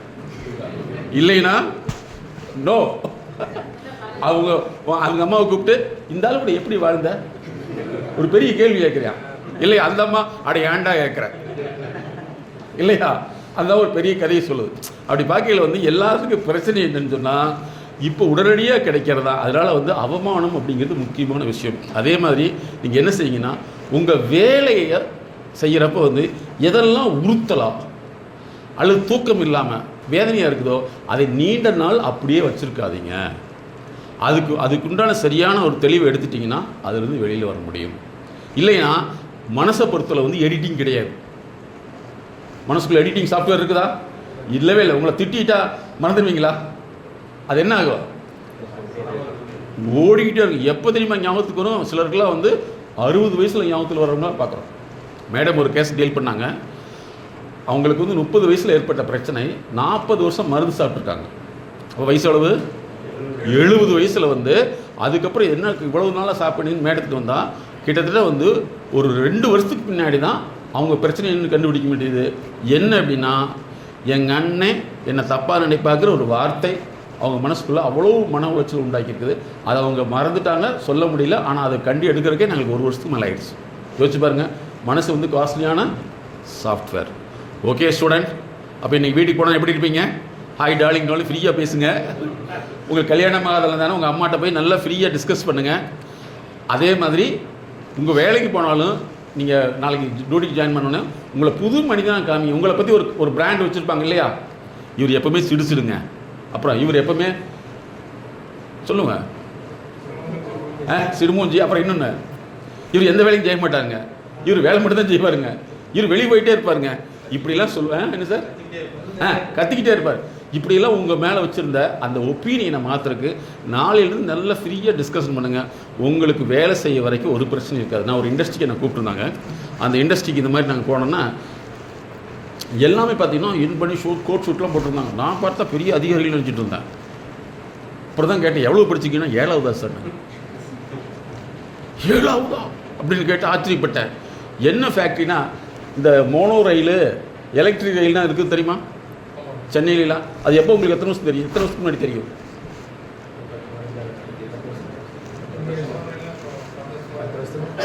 இல்லைங்களா? 10 வருஷத்துக்கு தெரியும். மெட்ரோ ரயிலாம் கரெக்ட். எத்தனை வருஷமாக தெரியும்? ஆனால் எந்த ஊர்னு சொல்ல, 30 வருஷத்துக்கு முன்னாடி ஃபேக்ட்ரி இங்கே இருக்குது. 30 வருஷத்துக்கு முன்னாடி ஃபேக்ட்ரி இங்கே இருக்குது. அந்த ஃபேக்ட்ரி தான் எங்களை கூப்பிட்டுருந்தாங்க. அங்கே போனால் இந்த மாதிரி எல்லாம் உட்காந்துருக்காங்க. போனோன்னு சொன்னாங்க, சார் நீங்கள் என்ன சொன்னாலும் அக்செப்ட் பண்ணிக்கிறேன், ஒன்றை மட்டும் சொல்லக்கூடாது, எங்களை பார்த்து வேலை செய்யணும்னு சொல்லக்கூடாது. சரியா? சரின்ட்டோம். அப்புறம் நிறைய ஹெல்த் பற்றிலாம் டிஸ்கஸ் பண்ணிவிட்டு கடைசியில் ஒரு கேள்வி கேட்டோம், உங்கள் குழந்தைகளுக்கு வேலை வாய்ப்பு இருந்தால் எங்ககிட்ட வாங்கினா அத்தனை பேர் வர்றாங்க. ஏன்னு கேட்டால் எங்கள் பையன் எதுவுமே வேலைக்கு போக மாட்டேங்காங்க. பிரச்சனை எங்கே இருக்குது? எங்கே இருக்குது? இங்கே இருந்தாலும் இருக்குது. இது தாங்க லைஃப். ஆனால் அது அவங்க வந்து உணர்றப்போ வந்து ரிட்டையர்மெண்ட். ஆனால் அதுக்குள்ளாமே டெவலப்மெண்ட். என்னது வேலைக்கு போகாமல் எப்படி காசு வாங்குறதில்ல பையனுங்க டெவலப்மெண்ட். இவங்க வந்து அவன் இப்படி பண்ணிட்டு இருக்கான்னு நினைக்கிறப்ப ரிட்டையர்மெண்ட். இதுதான் லைஃப். அதனால் நீங்கள் வந்து எங்களை பார்த்த பின்னாடி ஒரு சாதனை மனிதர்களாக மாறணும். மாறிடுவீங்களா? மாறிடணும். எங்கே வேணாலும் எஃபெக்டிவாக போங்க, ஹாப்பியாக பேசுங்க, உங்களுடைய உயர் அதிகாரிகிட்ட போய் நல்லா ஃப்ரெண்ட்ஷிப்பாக இருங்க. அவங்க உங்களை புரிஞ்சுக்கிட்டது தப்பாக இருக்கும். நீங்கள் போய் எங்களை மாற்றி புரிய வைக்கிறதுக்கு சார் என்ன புரிஞ்சுங்க சார் அப்படின்னு சொல்லக்கூடாது. உங்களுடைய ஆக்டிவிட்டி மாறிச்சுன்னா நிச்சயமாக மாற்ற முடியும். உங்கள் குடும்பத்தில் உள்ளவங்ககிட்ட நல்லா ஃப்ரீயாக இருங்க. அடுத்து ஒரு கேள்வி கேட்குறேன். எத்தனை பேர் சண்டை ஓட்டாக பேசாமல் இருப்பீங்க வீட்டில்? ஒருத்தர் தான் உண்மை சொல்லியிருக்காரு. ஓகே. சரி, இனிமேல் வந்து சண்டை ஓட்டால் அடுத்த வினாடியே பேசிடணும். அதுதான் சிரமமாக இருக்குதுங்களா? ஏன் அப்படின்னா இதில் நீங்கள் ஒன்று விஷயம் தெரிஞ்சுங்க. சண்டை ஓடுறதுக்கு உங்களை தவிர யார் சார் இருக்காங்க? கரெக்டா? ஹலோ, சண்டை ஓடுறதுக்கு என்ன சார்? இல்லை, அவங்க என்னன்னா, நான் அவங்கள வேலை தப்பு சொல்ல, ஒரே விஷயம் அவரை புரிய வைக்கிறதுக்கு நம்ம என்ன செஞ்சுருக்கோம்? ஏன் கரெக்டா? அவங்க என்ன நினச்சிருப்பாங்க? அவங்க அம்மா அப்பா சொல்லி இவர் ஆம்பளைன்னா கட்டுக்குள்ளே வை, கட்டுப்பாட்டுக்குள்ளே வை, அப்படி தானே சொல்லி கொடுத்துருப்பாங்க இல்லையா? விட்டா வெளியே போயிருங்க, பிடிச்சி வை அப்படின்னு சொல்லியிருப்பாங்க. அவங்க பிடிக்கிறாங்க உங்களை, எவ்வளோதான். அதனால் நீங்கள் இனிமேல் என்ன செய்யணும்னா, சண்டை ஓட்டு பேசாமல் இருக்கிற விஷயத்தை விட்டுட்டு சண்டை ஓட்டுங்க, பேசிங்க. ஓகே. அதுக்கடுத்து உங்கள் டியூட்டியில் எத்தனை வருஷம் இருக்கீங்களோ அட்லீஸ்ட் வருஷத்துக்கு ஒருக்கா டூர் போங்க. 2 பேர் தனியாக போங்க.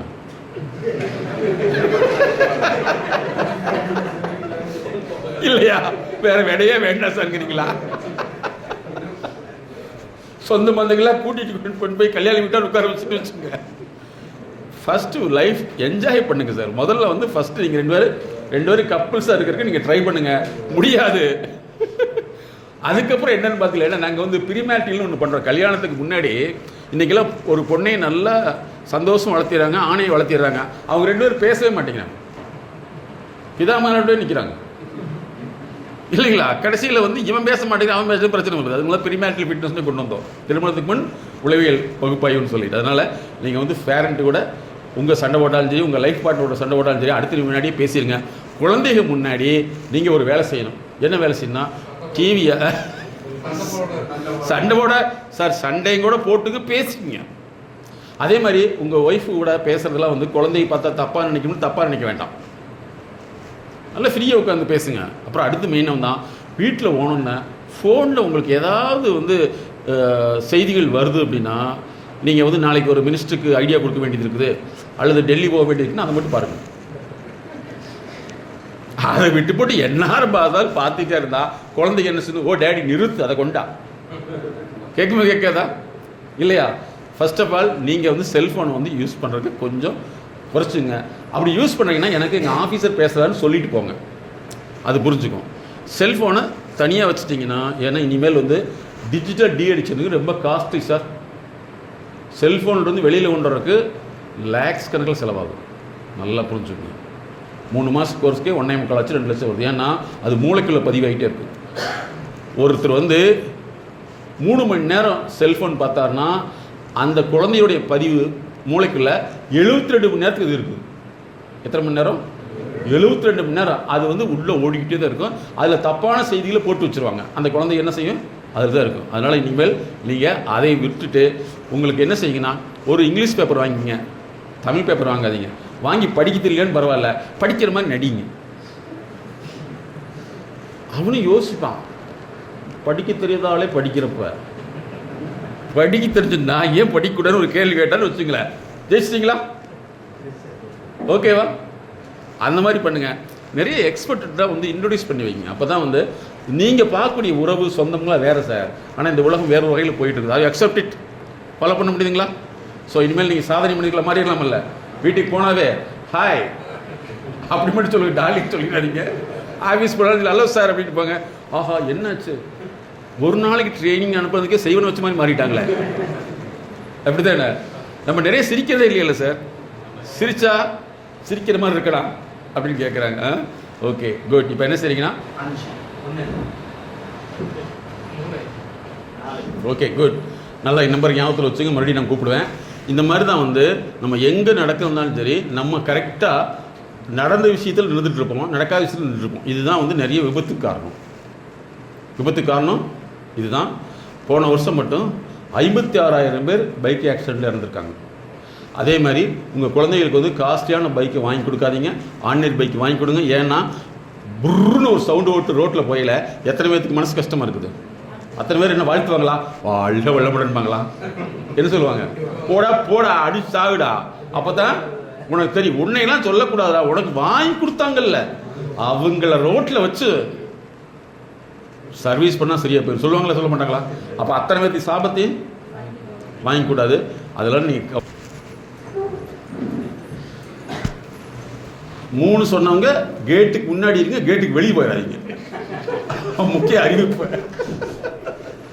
4 சொன்னவங்க அந்த மூலைக்கு போயிருங்க, 5 சொன்னவங்க சென்டரில் வாங்க.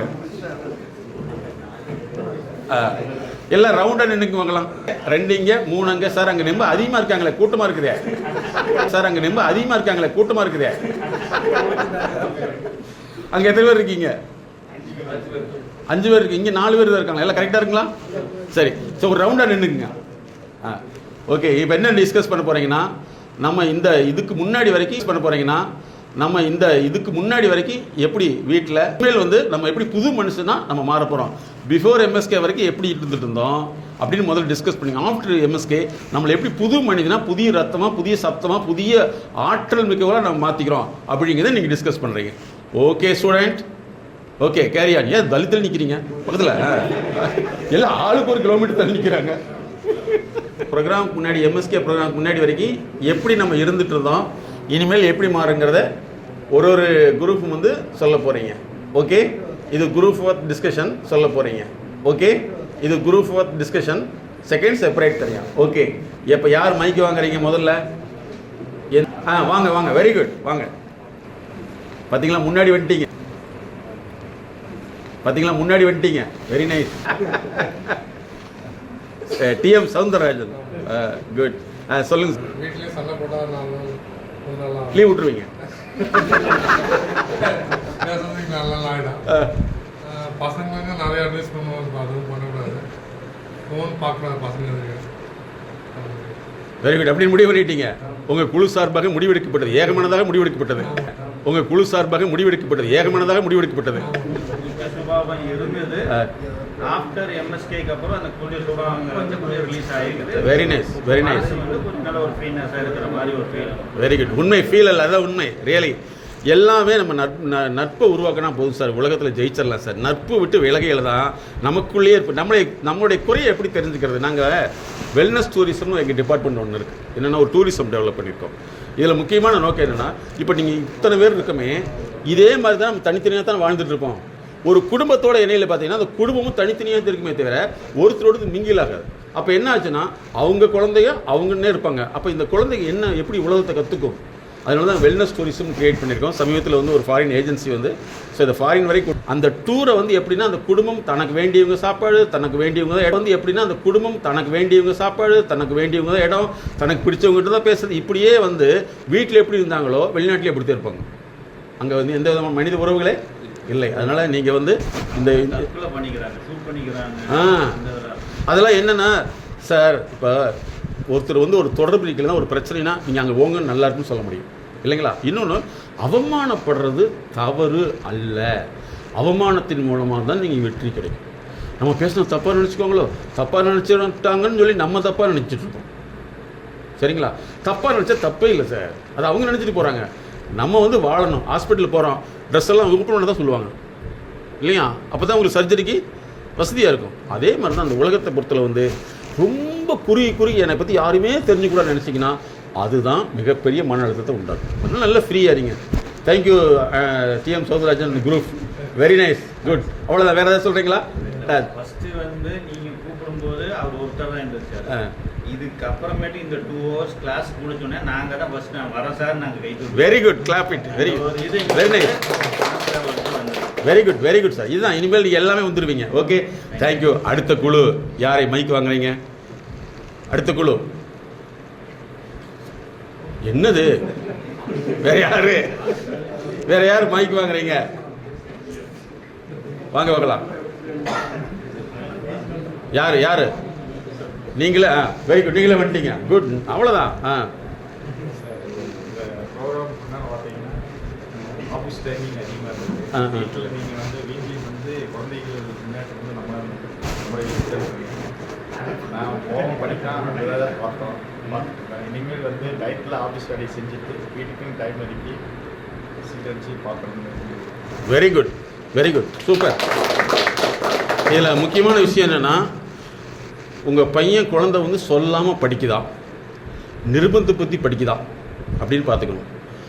இல்லை டியூஷன் வீட்லேயும் படிக்க வச்சு, டியூஷன் நீங்கள் படிக்க வச்சு, ஸ்கூல்லையும் படிக்க வச்சா தான் படிக்கணும்னா அது 3 ஊசி ஓட்டால் தான் வேலை செய்யுதுன்னு அர்த்தம். கரெக்டுங்களா? அப்போ என்ன ஒன்றுமே இல்லை. அதாவது நாங்கள் சொல்லியிருப்போம், ஸ்டீராய்டு எஜுகேஷன் சொல்கிறோம். ஸ்டீராய்டு எஜுகேஷன்னா ஊக்க மருந்து கொடுக்கக்கூடிய கல்வி. ஆனால் அது கல்வி அல்ல. ஸ்டீராய்டு மருந்து சாப்பிட்டிங்கன்னா ஃபஸ்ட்டு ஒரு நாளைக்கு நல்லா இருக்கும், அப்புறம் 2வது 3வது நாள் வந்து கிட்னி ஃபெயிலியர். அதே மாதிரி இவங்களுக்கு வந்து வேலை செய்கிறது ஃபெயிலியர். அது மாதிரி இருக்கக்கூடாது. அந்த மாதிரி இருந்துச்சுன்னா உடனடியாக ஒரு டியூஷனுங்கிற கலாச்சாரத்துக்குள்ளே நுழையவே கூடாதுங்க. அப்படி நுழைஞ்சிட்டாவே சொந்தமாக யோசிக்கக்கூடாது. அதனால தான் நாங்கள் வந்து அது லேர்னிங் டெவலப்மெண்ட்னு ஒன்று வச்சுருக்கோம். அவங்களா படிக்கணும். ஃபெயிலியர் ஆன தப்பு கிடையாது, ஆனால் அவங்க ஜெயிச்சிருவாங்க. நம்ம வந்து ஊட்டி படிக்க வைக்கிறது ஒன்று தெரியுமா? ஸ்கூலில் நிறைய ஸ்கூலில் வந்து நீங்கள் படிக்க வைன்னு சொல்லுவாங்க. அப்புறம் எதுக்கு அங்கே வரும்? இதை நம்ம புரிஞ்சுக்கணும். ஏன்னா அவங்களுக்கு வேலை கம்மியாகணுமா என்ன செய்யணும்? நீங்கள் படிக்க வச்சிடணும். ஆனால் ஒவ்வொரு ரூபகட்டிலே ஒரு ஸ்கூலில் இதுலேயே பாப்புலரான ஸ்கூல் இந்த பப்ளிக்கு 10% ப்ளஸ் 2 என்ன பண்ணுவாங்கன்னா ஒரு கோட்டடிக்கு பின்னால் ஆரம்பிச்சிருவாங்க. டாப்பர்ஸ் ஒரு 10 பேர். சரிங்களா? ஸ்லோ லேர்னர்ஸ்னு அவனுக்கு தனி ட்ரீட்மெண்ட். இந்த மீடியமாக இருக்கணும் ஆப்படிக்கு பின்னால் விட்டுருவாங்க. அவன் வந்து நல்லா வருவான், டாப்பர்ஸாகவே வருவான். அவன் விட்டுருவாங்க. கடைசியில் பார்த்தீங்கன்னா அவன் பேரண்ட்ஸ் நம்ம வீட்டில் இருக்க மாட்டான். கடைசியில் பார்த்தீங்கன்னா அவன் பிலோ ஆகிடும். சார் எப்பவுமே வந்து இந்த உலகம் வந்து கேட்டகரி பிரிச்சுக்கும். நீ மோசம், நான் என்ன சொன்னேன், ஸ்லோ லேர்னர்னு இப்போ தான் தெரியுமா? அப்போ ஆக்சுவலாக அவங்க சொல்லி தான் தெரியுது. இவங்க என்ன செய்யுது? பணத்தை கொடுத்துட்டு படிக்க வைக்க. அது தவறு. 9வதுக்கு பின்னாடி தான் எல்லா குழந்தைகளும் மோசங்கிற ரிப்போர்ட்டே சொல்லுவாங்க. ஆனால் அதுக்கு தவறு. ஒரு குழந்தைய ஆரம்பத்து 6th மேலே கிளியர் பண்ணிட்டோம்னா அது சரி பண்ணிக்கலாம். Okay, thank you, all the best. அடுத்து மைக்கை யார் வாங்க போகிறார்கள்? வாங்க. Very good. உங்கள் குழுவோடு வாங்க.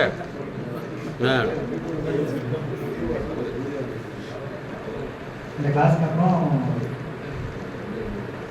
எதாக இருந்தாலும் ஃபஸ்ட்டு வரணும். Very good.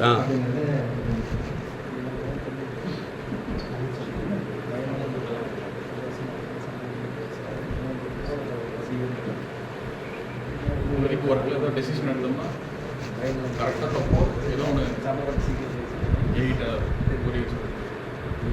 அதாவது வந்து நம்ம வேலை செஞ்சிட்டோங்கிற விஷயத்த சொல்லிடுவோம், அவங்ககிட்ட போய் இன்ஃபர்மேஷன் கொடுத்துருவோம் இல்லைங்களா? அது தயங்கிட்டே இருக்கக்கூடாது. Very nice, thank you. நெக்ஸ்ட் ஒரு பேட்ச் தான் பாக்கி இருக்குது. கிளாப் பண்ணுங்கள். அடுத்தது நீங்கள் மட்டும்தான், வேறு வழியே இல்லை, வாங்கி தான் தீரணும்.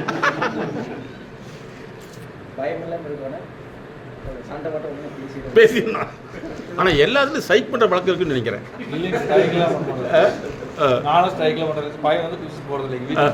வெரி குட், வெரி குட், பரவாயில்ல, சூப்பர். ஒர்க்ல இருக்க பிரஷர் வீட்டுக்கு எடுத்துட்டு போக கூடாது சார். அந்த டைமிங்னா ஒர்க்ல என்ன டென்ஷனோ அது வாட்டவர் மேபி நம்ம அதோடவே முடிச்சிட்டு போயிடணும். வீட்டில் இருக்க டென்ஷனை இங்கே கொண்டு வரக்கூடாது, இங்கே இருக்கிறது அங்கே கொண்டு போகக்கூடாது. போஸ்ட்மேன் உள்ளவா பார்க்கக்கூடாது.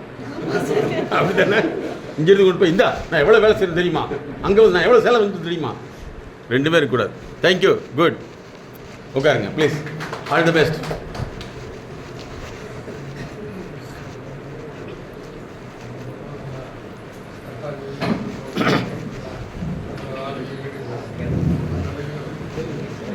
ஸோ இனிமேல் எங்கே போனாலும் எல்லாட்டும் ஃப்ரெண்ட்ஸ் ஆகிடுவீங்க. அப்படி தானே? ஆயிடுவீங்களா? Very good. எங்கே போனாலும் ஃப்ரெண்ட் ஆகிடுவீங்க, அவ்வளோதான். அதாவது நம்மளுடைய ஆரம்பத்துலேருந்து நமக்கு சொல்லி கொடுத்துருப்பாங்க. அப்படி என்னென்னா, போனோமா, வேலையை பார்த்தோமா, வந்து எக்ஸ்ட்ரா பண்ணிட்டு இருக்காது இல்லையா? என்ன சார்? ஆமாம். எப்போ? எங்கே? இங்கேயா? இங்கேயா? அதாவது நான் என்ன சொல்கிறேன்னா, தேவையில்லாத இடத்துல பேசக்கூடாது. கரெக்டு தான். தேவையில்லாத இடம்ங்கிறது எதுன்னு தெரியலையே. கரெக்டா? அப்போ எது தேவைன்னு தானே தெரியணும் இல்லையா? கரெக்டு. சில சமயங்களில் வந்து ஏன் பேசக்கூடாதுன்னு சொன்னால் சில பேர் ஏடாகூடமாக பேசி விட்றாங்க இல்லையா? அவங்களுக்கு ஏதாவது ஒன்று பேசணுங்கிறதுக்காக பேசிடுறாங்க. அப்போ என்னென்னா எப்படி பேசுறதுங்கிறதே வந்து கலிஃபோர்னியாவில் வந்து 10 வருஷம் படிப்பு எப்படி பேசுறதுங்கிறதே. இப்போ நம்மளாம் தமிழ் பேசுகிறோம், அதனால் தமிழ் செய்யுள் எழுத தெரியுமா? வெம்பா எழுத தெரியுமா? தெரியாது. தமிழ் கட்டுரை எழுத தெரியுமா? ஆனால் என்ன பேசுகிறோம்? தமிழில் பேசுகிறோம். தமிழ் பேச்சு தமிழ் வேறு, இலக்கிய தமிழ் வேறு, உரைநடை தமிழ் வேறு, கட்டுரை தமிழ் வேறு, அதே மாதிரி இலக்கிய தமிழ்ங்கிறது வேறு. அதே மாதிரி தான் வந்து எல்லாத்துக்கும் பேச தெரியறதில்லை அப்படிங்கிறது தெரிய மாட்டேங்குது. எந்த வார்த்தையை எங்கே பயன்படுத்தணுங்கிறது தெரியாது. நமக்கு எத்தனை வார்த்தை தெரியும் நீங்களே எழுதி பாருங்கள், ஒரு 100 வார்த்தை கூட வராது இல்லையா? அதுக்குள்ளேயே வாழ்க்கை முடிஞ்சிருக்கு. நீங்கள் இசை குடும்பத்தில் போய் பார்த்தீங்கன்னா நிறைய பேர் நாங்கள் பார்த்துருக்கோம். அவங்க பாட்டி நல்ல ஒரு ராகத்தை பாடுவாங்க. அவங்க வந்து மாமா வருவாங்க, மாமா தெரியுமா அம்சவாணி ராகத்தா அருமையாக பாடிட்டு இருப்பாள் பாருங்க அப்படிம்பாங்க. நம்ம வீட்டில் என்ன சொல்கிறாங்க? சிக்கன் அருமையாக செய்வாங்க இல்லையா? அதாவது என்ன சொல்ல வரேன்னா நம்மளுடைய ஒவ்வொரு விஷயம் வந்து எப்படி இருக்குன்னு நீங்கள் பாருங்கள். அப்போ என்னென்னா நம்ம அந்த அதை குறை சொல்வதை விட நம்ம அந்த மாதிரி ஒரு சந்ததியாக மாறிட்டோம்னா நாளைக்கு உங்கள் பேரம்பேத்தி என்ன சொல்லும் இல்லையா? ஸோ நம்ம அடுத்தவங்களை குறை சொல்வதை விட நம்ம நிறைய எப்படி மாற்றிக்கணுங்கிறது தான் நம்மளுடைய ப்ரோக்ராம். ஸோ இன்னிலிருந்து நீங்கள் சாதனை மணிகளாக மாறிட்டீங்க. ஆஃபீஸ் போனால் ஃப்ரெஷ்ஷாக இருக்கும். அதே மாதிரி ஆஃபீஸ் வேலையை செஞ்சு போட்டு வந்து அந்த ஆஃபீஸ் வேலையை எவ்வளவு திறமையாக இன்னும் டெவலப் பண்ணணும்னு நீங்கள் செஞ்சீங்கன்னா உங்களுடைய மூளை வேலை செய்யும், மைண்டு வேலை செய்யும். அதை பழுவாகவே நினச்சிட்டு இருந்தோம்னா நம்ம வலு போயிடும் இல்லைங்களா? ஒரு நாளைக்கு 5 சர்ஜரி 6 சர்ஜரி பண்ணக்கூடிய டாக்டர்ஸ் இருக்காங்க. அவங்க சாப்பிட்றதில்ல. பணம் வருதுங்கிற விஷயத்தை நம்ம சொல்லக்கூடாது. அதை பணத்துக்கு மீறி அவங்க உடலை வருத்திக்கிட்டு செய்கிறாங்கல்லவா? எனக்கு தெரிஞ்ச ஒரு மருத்துவர் வந்து ஹார்ட் சர்ஜரி பண்ணுறவர், சர்ஜரி பண்ணுறவங்க பார்த்திங்கன்னா அந்த டேபிள் வந்து மேடை போட்டு மேலே நின்று தான் செய்யணும். கிட்டத்தட்ட 30 வருஷம் அவர் செஞ்சுருக்காரு. அவர் கால் உட்கார முடியாது, நின்று. அவர் என்ன சொல்கிறாரு? சார் எனக்கு வலிக்குதுங்கிறத விட அந்த ஒரு ஆள்னால ஒரு குடும்பமே கெட்டு போயிருங்க சார் அப்படிங்கிறார். யோசிச்சிங்களா? அவருடைய குழந்தைக்கு நான் தான் கன்சல்டண்ட்டாக இருந்தேன். யோசிச்சு பாருங்கள் எப்படி இந்த உலகம் மாறுதுன்னு சொல்லிட்டு. அதனால் நீங்கள் எல்லாத்தையும் ஹாப்பியாக இன்னிலேருந்து அட்டன் பண்ணுங்கள், சந்தோஷமாக இருங்க. எப்போவுமே வந்து பணத்தை வந்து தேவையில்லாத முறையில் வந்து வேஸ்ட் பண்ணாதீங்க. தேவையற்ற பொருட்களை வாங்கி சேர்த்தி வைக்காதீங்க. பணத்தை சேர்த்தி வைங்க. சேர்த்தி வச்சுட்டு சொந்தக்காரன்னு சொல்லிடுங்க. என்னாக? ஆமாம், நிம்மதி போகாது, பர்ஸே போயிடும், ஏடிஎம்மோட பேடிஎம்மாக போயிடும். அதனால் வந்து அவங்களும் தப்பு சொல்லக்கூடாது. நம்ம வந்து என்னென்னா அது சரி உங்கள்கிட்ட தான் கேட்க முடியும். நீ சும்மா தானே இருக்க, நீ சும்மா ஒரு கவர்மெண்ட் காசு தானேப்பா, சும்மா கொடுக்குற காசு தானே, கொடுத்தா இன்னும் குறைஞ்சா போயிடுவேன், எனக்கு வந்து நான் உன்னை விட தூக்கி கொடுப்பேன் அப்படின்னு சொல்லுவாங்க. ஆனால் அதுக்கு பின்னாடி வழி வருத்தம். அதனால் பணத்தை வந்து சேவ் பண்ணி வைங்க. தேவையற்ற பொருளை வாங்காதீங்க, கடன் வாங்காதீங்க. ஓகேவா? இப்போ ஒருத்தரை வந்து என்ன சொல்ல போகிறேன், எப்படி இருந்த நான் அப்படின்னு சொல்ல போகிறீங்க. ஓகே, வாங்க இங்கேருந்து இந்த சைடுலேருந்து வந்துடலாம். இங்கே பெண்கள் அணியிலிருந்து வரலாம். இங்கிட்டிருந்து வாங்க. ஒருத்தராக டிஸ்கஸ் பண்ண போகிறீங்க. பிஃபோர் எம்எஸ்கே அப்படியே குரூப்பாக சொன்னீங்க. இப்போ உங்கள் பர்சனலாக உங்கள் பேரை மட்டும் சொல்லிவிட்டு இதுக்கு முன்னாடி இப்படி இருந்தால் இதுக்கப்புறம் இப்படி மாறிட்டுன்னு சொல்ல போகிறீங்க. வாங்க இங்கேருந்து வாங்க. நீங்கள் 2 பேர் வந்துருங்க. ஒருத்தர் சொன்ன முன்னாடி ஒருத்தர். அதே மாதிரி இந்த சைடு 2 பேர் வந்துருங்க. நீங்கள் 2 பேர் வந்துருங்க. பேர் சாந்தி. நான் குழந்தைகிட்ட வந்து அதிகமாக படி சொல்லிக்கிட்டே இருக்கேன். அதை வந்து இனிமேல் பார்த்துட்டேன். வெரி குட், தானாக படிக்கிற மாதிரி. Very good. படிப்பில் தடை இருந்தால் அதை மாற்றிக்கலாம், சரி பண்ணிக்கலாம். குட். ஏன்னா எல்லாம் கிளாப் பண்ணுங்க. நேற்றைய செய்தி கேள்விப்பட்டிருப்பீங்கன்னு நினைக்கிறேன். மனசில் வச்சுங்க, தூக்கி எடுத்துருங்க. ஒரு அம்மா படின்னு சொல்லுன்னு சொல்லி அம்மாவே முடிச்சிட்டான். நியூஸ் வந்துருக்கு, பார்த்துருப்பீங்க. ஏன் அப்படின்னா என்னுடைய குழந்தைகளுடைய மனநிலை எப்படி இருக்குது, எந்த வேலையும் செய்ய மாட்டேன்னு இருக்குது. அதனால் குழந்தைகள் படிப்பில் தடை இருந்தால் சரி பண்ணிக்கலாம். Good, very good. அவ்வளோதானா? ஓ குட், தேங்க்யூ. பாருங்க அடுத்து.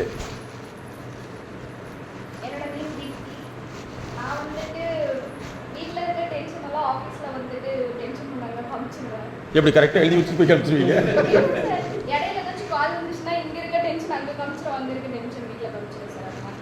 கால் தான். இனிமேல் என்ன செய்யணும்? பேலன்ஸ் பண்ணிக்கணும். ஓகே, கால் வந்துச்சுன்னா ஓகே அப்படின்னு சொல்லிவிட்டு இந்த டென்ஷனை ஒதுக்கி வச்சுட்டு அங்கே பேசிடுங்க. இங்கேருந்து கால் வந்துச்சுன்னா பேசிடுங்க. ஆனால் நிறைய பேருக்கு என்னென்னா தாங்கும் திறன் குறைஞ்சதுனால தான் நமக்கு இந்த மாதிரியான பிரச்சனைகள் வருது. அது கொஞ்சம் கொஞ்சமாக சரி பண்ணிக்கலாம். Very nice, good. Next sir அடுத்த 2 பேர் வந்துருங்க. இந்த சைடு 2 பேர் வந்துருங்க சார். வீட்டில் சண்டை போட்டால் மாதம் பேசாமல் பார்த்தீங்களா எவ்வளோ உண்மையை சொல்கிறாருன்னு? ஹலோ பார்த்தீங்களா? இப்போ கரெக்டு தானே? வெனாயினுக்கு தண்ணி விடுந்து கரெக்டாக போச்சு. ஆண்டவனே நல்ல ஊற்றி விட்டு கூப்பிட்டதுக்கு எவ்வளோ கிரேட். அதாவது என்னென்னா நீங்கள் சண்டை போடுங்க, அதெல்லாம் பிரச்சனையே கிடையாது. கூட சின்ன விஷயம்னாலும் வருஷக்கணக்காக பேசாமலாம் இருக்குது. இனிமேல் அப்படி இருக்க விட எல்லாமே ஃப்ரெண்ட்ஸ் தான். பேசுங்க, நம்ம பேசுறதுக்கு தான் வாய் இருக்குது. தப்பாக இருந்ததுன்னா இது தப்புன்னு சொல்லுங்கள், அதுக்கு மேலே தப்புன்னு சொல்லுங்கள். சரி பரவாயில்ல, நீங்கள் உண்மையை சொல்லிட்டீங்க, நீங்கள் கண்டிப்பாக ஜெயிச்சிருவீங்க. இனிமேல் என்னென்னா எல்லாத்துக்குமே தெரியாது சார், எல்லாமே எங்களை மாதிரி ப்ரொஃபஷனல் கிடையாது இல்லையா? அவங்க ஒரு வார்த்தையை வந்து அடுத்தவங்க நம்ம நினைக்கிற மாதிரி சொல்ல தெரியாதுங்கிறது நம்ம புரிஞ்சுக்கணும்.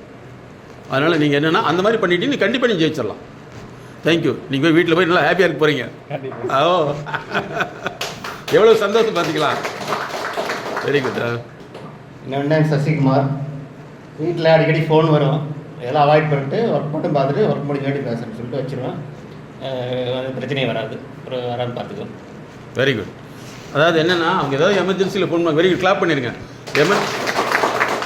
எமர்ஜென்சியில் ஃபோன் பண்ணாங்கன்னா ஒரு தகவல் கொடுத்துருங்க, ஏதாவது ஒன்று இருக்குது பிடிக்கும். அப்படி இல்லைன்னா நீங்கள் வந்து முன்னாடியே சொல்லிடுங்க அவங்ககிட்ட. ஏதாவது அர்ஜென்ட் இருந்துச்சுன்னா எனக்கு வந்து நீங்கள் அர்ஜென்ட்டுன்னு சொல்லிட்டு பேசுன்னு சொல்லிடுங்க, அப்போ உங்களுக்கு ஈஸியாக இருக்கும்.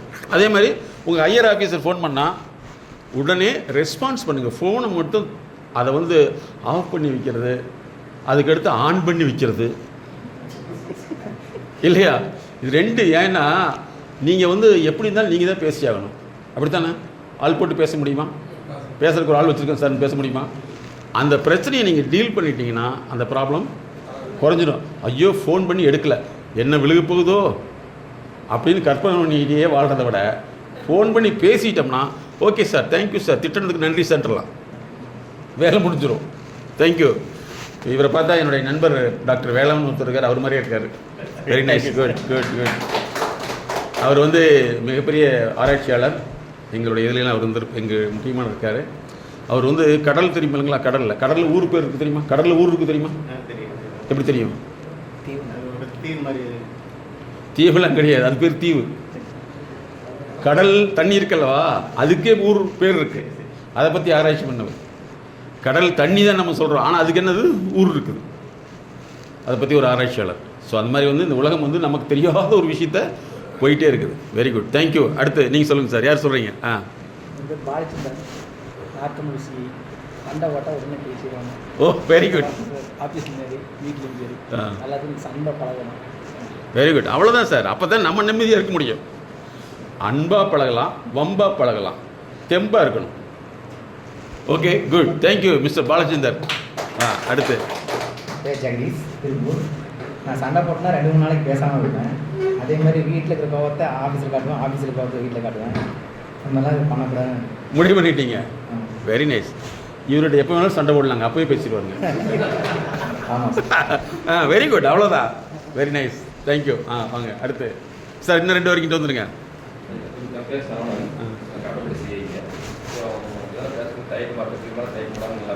ஓ கூச்சம் கீச்சம்லாம் இனிமேல் நல்லா பேசிடுவீங்க. Very good very good. அடுத்து மிஸ்டர் சவுந்தரராஜன்.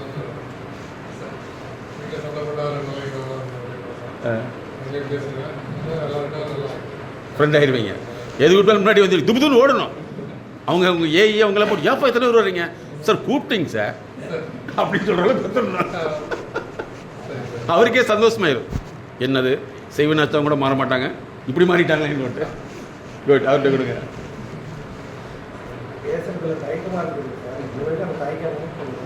குறைச்சிட்டீங்க. ஓ தயக்கமே கிடையாது, எல்லாம் ஆக்ஷன் தான், இயக்கம் தான்.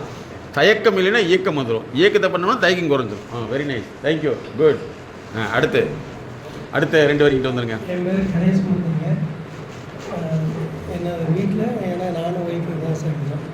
இந்த மாதிரி எந்த சண்டை வந்தாலும் நாங்கள் 2 பேருமே அனுசரிச்சு போய்க்கிறோம் சார். அதே மாதிரி ஆஃபீஸில் எந்த பிரச்சனை வந்தாலும் நான் எடுத்து இங்கே இப்படி நடந்ததெல்லாம் எடுத்து சொல்லுவேன் sir. Very good, thank you thank you, all the best. அவர்கிட்ட கொடுங்க. சார் நானும் ஒய்ஃபும் சண்டை போட மாட்டோம், மாமியார் மரணம் கூட பிரச்சனை. இல்லையா இது முக்கியமான விஷயம். அதனால ஏன்னா வந்து எந்த பக்கம் பேச முடியாமல் அமைதியாக இருப்பேன். இது உண்மையிலேயே நல்ல ஐடியா. தேசிய பிரச்சனைக்கான தேசிய தீர்வு இல்லைங்களா? 2 பேரும் சண்டை போடுங்க, நான் பார்க்குறேன் முடிஞ்சுதா? முடிஞ்சுது. இப்படி மட்டும் சார். நீங்கள் மருமகன் தானே? மருமகனா இல்லை ஹஸ்பண்டா? அவங்க 2 பேர்த்துக்குள்ள இவங்க ஒய்ஃபுக்கும் அம்மாவுக்கும் சண்டை. உண்மையிலே கிரேட் மேன் இல்லைங்களா? நீங்கள் தயவு செய்து இந்த ஃபார்முலாவை யூஸ் பண்ணுங்க. 2 பேரும் கூப்பிட்டு சண்டை போடலையே, போடுங்கம்மா போடுங்க, நான் பார்க்குறேன்னு சொல்லி பாருங்க. ஆஹா, வெரி நைஸ். அந்த அம்மாவுக்கு பரவாயில்ல, நம்ம ஹஸ்பண்ட் வந்து சப்போர்ட்டும் பண்ணுறதில்ல, சப்பாட்டாகவும் இருக்கிறதில்ல, சாப்பாட்டு போடா போகுது. இல்லை உண்மையிலே இது நல்ல விஷயம் சார். நம்ம போய் மூக்க நுழைக்கவே கூடாது. மூக்க நுழைச்சா தான் பிரச்சனை. 2 பேரும் நல்ல சண்டை ஓட்டுங்க. தனித்தனியாக சத்தம் போடுவேன், அதெல்லாம் பேசக்கூடாது. கொஞ்ச நாளைக்கு அப்புறம் போயிட்டாங்க என்ன பண்ண போகிறோம், இதுக்கு நல்ல ஹெல்ப்பாக இருக்கு. Very good. இது நல்ல முக்கியமான விஷயம். தனித்தனியாக சொல்லிடணும். மொத்தம் சொன்னா தான் அப்போ நான் என்ன இழிச்சவாயா அப்படின்னு 2 பேரும் 2 கேள்வி ஒரே டயத்தில் கேட்பாங்க பாருங்க. அதனால் நான் அருமையான விஷயம். நீங்கள் எப்படி இதை கற்றுக்கிட்டீங்க சொல்லுங்கள். இல்லை யோசிச்சு பார்த்தா 2 பேருமே வேணும், ஆனால் 2 பேரும் திட்ட முடியாது. என்ன பண்ணுறது? ஒருத்தர் திட்டினாலும் ஒருத்தருக்கு பிரச்சனை. அதனால் வந்து இது ஒரு அமைதியாக இருக்கிறதா தீர்வாக. அருமையான தீர்மானம். Great sir. உங்கள் பேர் sir? Venkatesh. Venkatesh, great man. Very nice. பார்த்தீங்களா, ஒவ்வொருத்தருக்குள்ள எங்கெங்கேயும் அறிவு இருக்குது. பார்த்தீங்களா, எங்கே எவ்வளோ பெரிய அறிவு இருக்குது பாருங்க.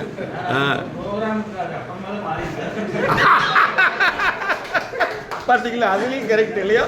எல்லாமே இந்த நிகழ்ச்சியினுடைய பெனிஃபிட்.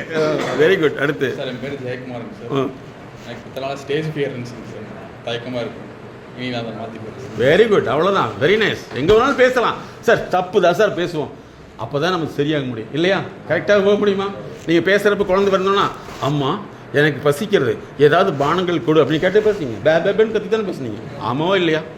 என்னமோ நீங்களே பேசுன மாதிரியே பார்க்குறீங்க. நீங்கள் பார்க்குறத பார்த்து பயமாக இருக்குது. இல்லை சார், நான் அப்படிலாம் கிடையாது. அம்மா எனக்கு ஏதாவது என்னது வெள்மையான பானங்கள் கொடு, அப்படித்தான் அப்படிங்கிற மாதிரி இருக்குது. எல்லாமே பேபே தான். Thank you Jagadish. Jayakumar. Good, very good. பேர் நந்தகிஷோர். முன்னாடி ஒர்க்கில் சும்மா போகிறோம், ஒர்க் பண்ணுறோம், அந்த மாதிரி இருக்கும். இனிமேல் நம்மளோட ஸ்கில்லை டெவலப் பண்ணி இன்னும் நல்லா இன்ட்ரெஸ்ட்டாக ஒர்க் பண்ணுறது. Very good, very good. பாருங்கள், இதுதான் இப்போ இந்த மாதிரி உள்ளவங்கெல்லாம் வந்து இந்த சமயத்தில் வந்து சேஞ்ச் ஆகிறப்ப இவங்கெல்லாம் நாளைக்கு உயர் அதிகாரியாக மாறினாங்கன்னா நிச்சயமாக என்ன ஆகும்? ஒரு டிபார்ட்மெண்ட் வளம் வரும். அதே மாதிரி உங்களை பார்த்து 1000 பேர் மாறுவாங்கள் அல்லவா? Great. Nandakumar. Nandakishore. Okay, good, very nice. Good. வாங்க சார். நம்ம பேர் நடராஜன் சார். நடராஜன் சார். குழந்தைகளெல்லாம் திட்டிகிட்டே இருக்கணும் சார், படிக்கலன்னு கொஞ்சம். ஓகே, இனிமேல் திட்டக்கூடாது, தீட்டணும் முடிவு பண்ணிட்டீங்க இல்லை? Very nice Natarajan sir. Good, great. அந்த குழந்தைங்க எவ்வளோ கஷ்டப்பட்டுருக்கு. எங்கள் அப்பாவுக்கு நல்ல கொடுக்குதா சாமியே, எங்கள் அப்பாவுக்கு நல்ல ஊற்றி கொடுத்து கேட்டிருக்குமல்லவா? அது பாரு, இன்னைக்கு வந்து ஓகே ஆயிடுச்சு, சேங்ஷன். Good, thank you. என் பேர் சந்தோஷ். பேசுகிறதுக்கே கொஞ்சம் தயக்கப்படுங்க. சந்தோஷம் பேசுகிறீங்க. ஸ்டேஜில் பேசுகிறது தயம். இனிமேல் எல்லாத்திட்டையும் பேசுவாங்க. Very nice. குட். எங்கேயாவது மேடையில் பேசுகிறப்ப எங்களுக்கு ஞாபகத்தில் வச்சுக்கிங்களா? Very good. அடுத்து ரமேஷ். ஆஃபீஸில் பேசவே மாட்டேன்.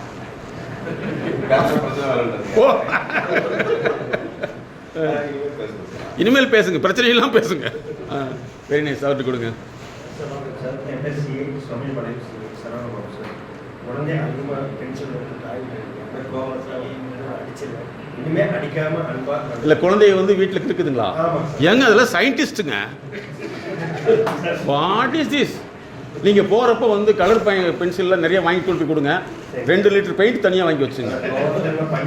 இனிமேல் வந்து பாருங்க, குழந்தைய கிறுக்கினா தாங்க குழந்தைங்க. கிறுக்கலின்னா அது குழந்தையே கிடையாது, என்னமோ மோல்டு பண்ணி வச்சுருக்குன்னு அர்த்தம். அது குழந்தைங்க நல்லா கிறுக்கட்டும், தப்பே கிடையாது. ஏன்னா அந்த கிறுக்கல்ல தான் வந்து கை கோஆர்டினேட் ஆகணும். அதே மாதிரி குழந்தைகளுக்கு சோறு ஊட்டி விடக்கூடாது. குழந்தைங்க அதுவாக சாப்பிடணும். இது ஊட்டி விட்டு கடைசியில் என்ன அப்படிங்கிறது அப்படிலாம் இருக்கக்கூடாது.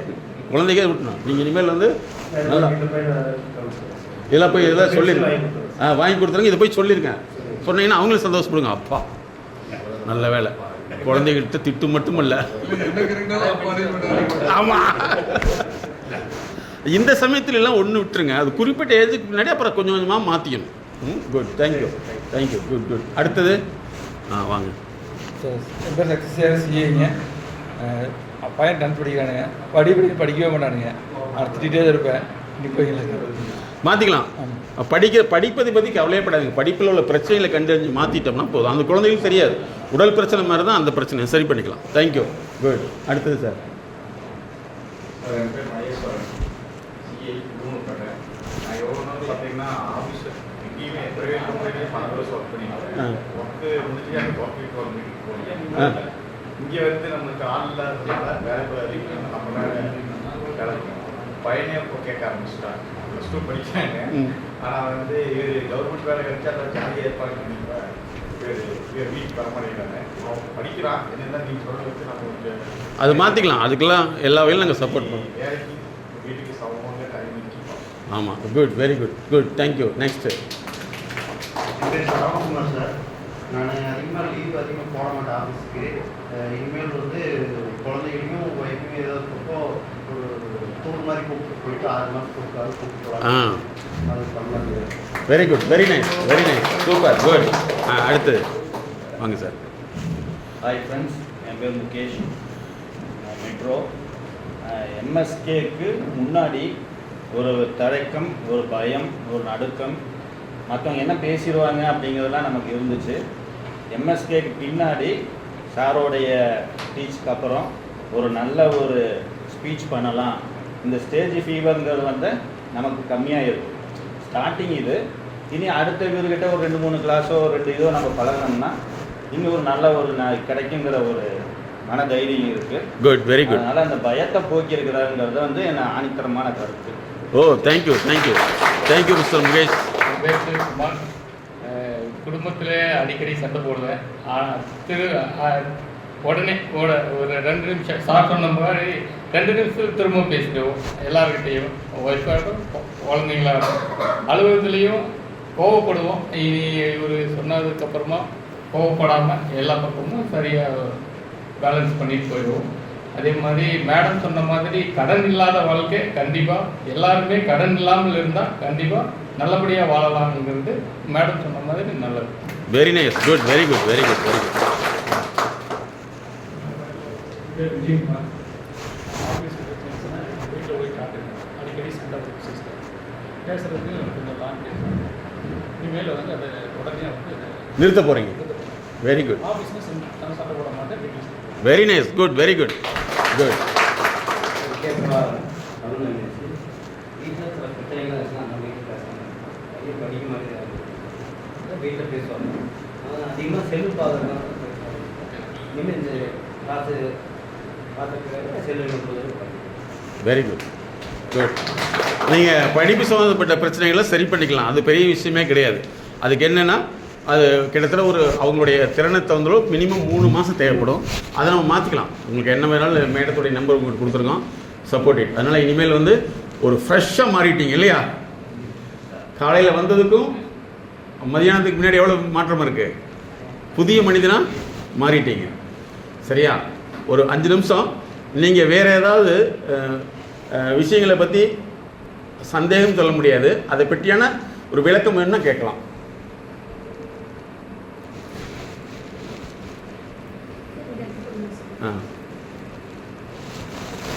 இன்னொன்று வந்து நம்ம தெரிஞ்சுக்க வேண்டியது என்னன்னா, நம்மளுக்கு தகுந்த மாதிரி நம்மளோட இருக்கிறவங்களும் நம்ம அலுவலக சூழலும் நம்ம குழந்தைகளும் இருப்பாங்கங்கிறது நம்ம எடுக்கவே கூடாது. ஏன்னா அவங்களுக்கு தகுந்த மாதிரி அவங்களுக்கு புரிஞ்ச மாதிரி நம்மளை அமைச்சுக்க தெரியறதுல தான் வளர்ச்சி இருக்குது. அதைத்தான் நம்மளோட திறமைகளை அதிகப்படுத்தினா மட்டும்தான் நம்மளுக்கு பேச்சுங்கிறது உருவாகும். நிறைய பேர் நம்ம பார்க்குறோம், எல்லாமே தெரியுது, அந்த பேச்சு வடிவில் வெளியில் வரமாட்டேங்குது, சொல்ல தெரியல. சார் கூட அப்படியே சொல்லியிருந்தாங்க, ஹாஸ்பிட்டல் போனால் டாக்டர்கிட்ட சொல்ல தெரிய மாட்டேங்குது.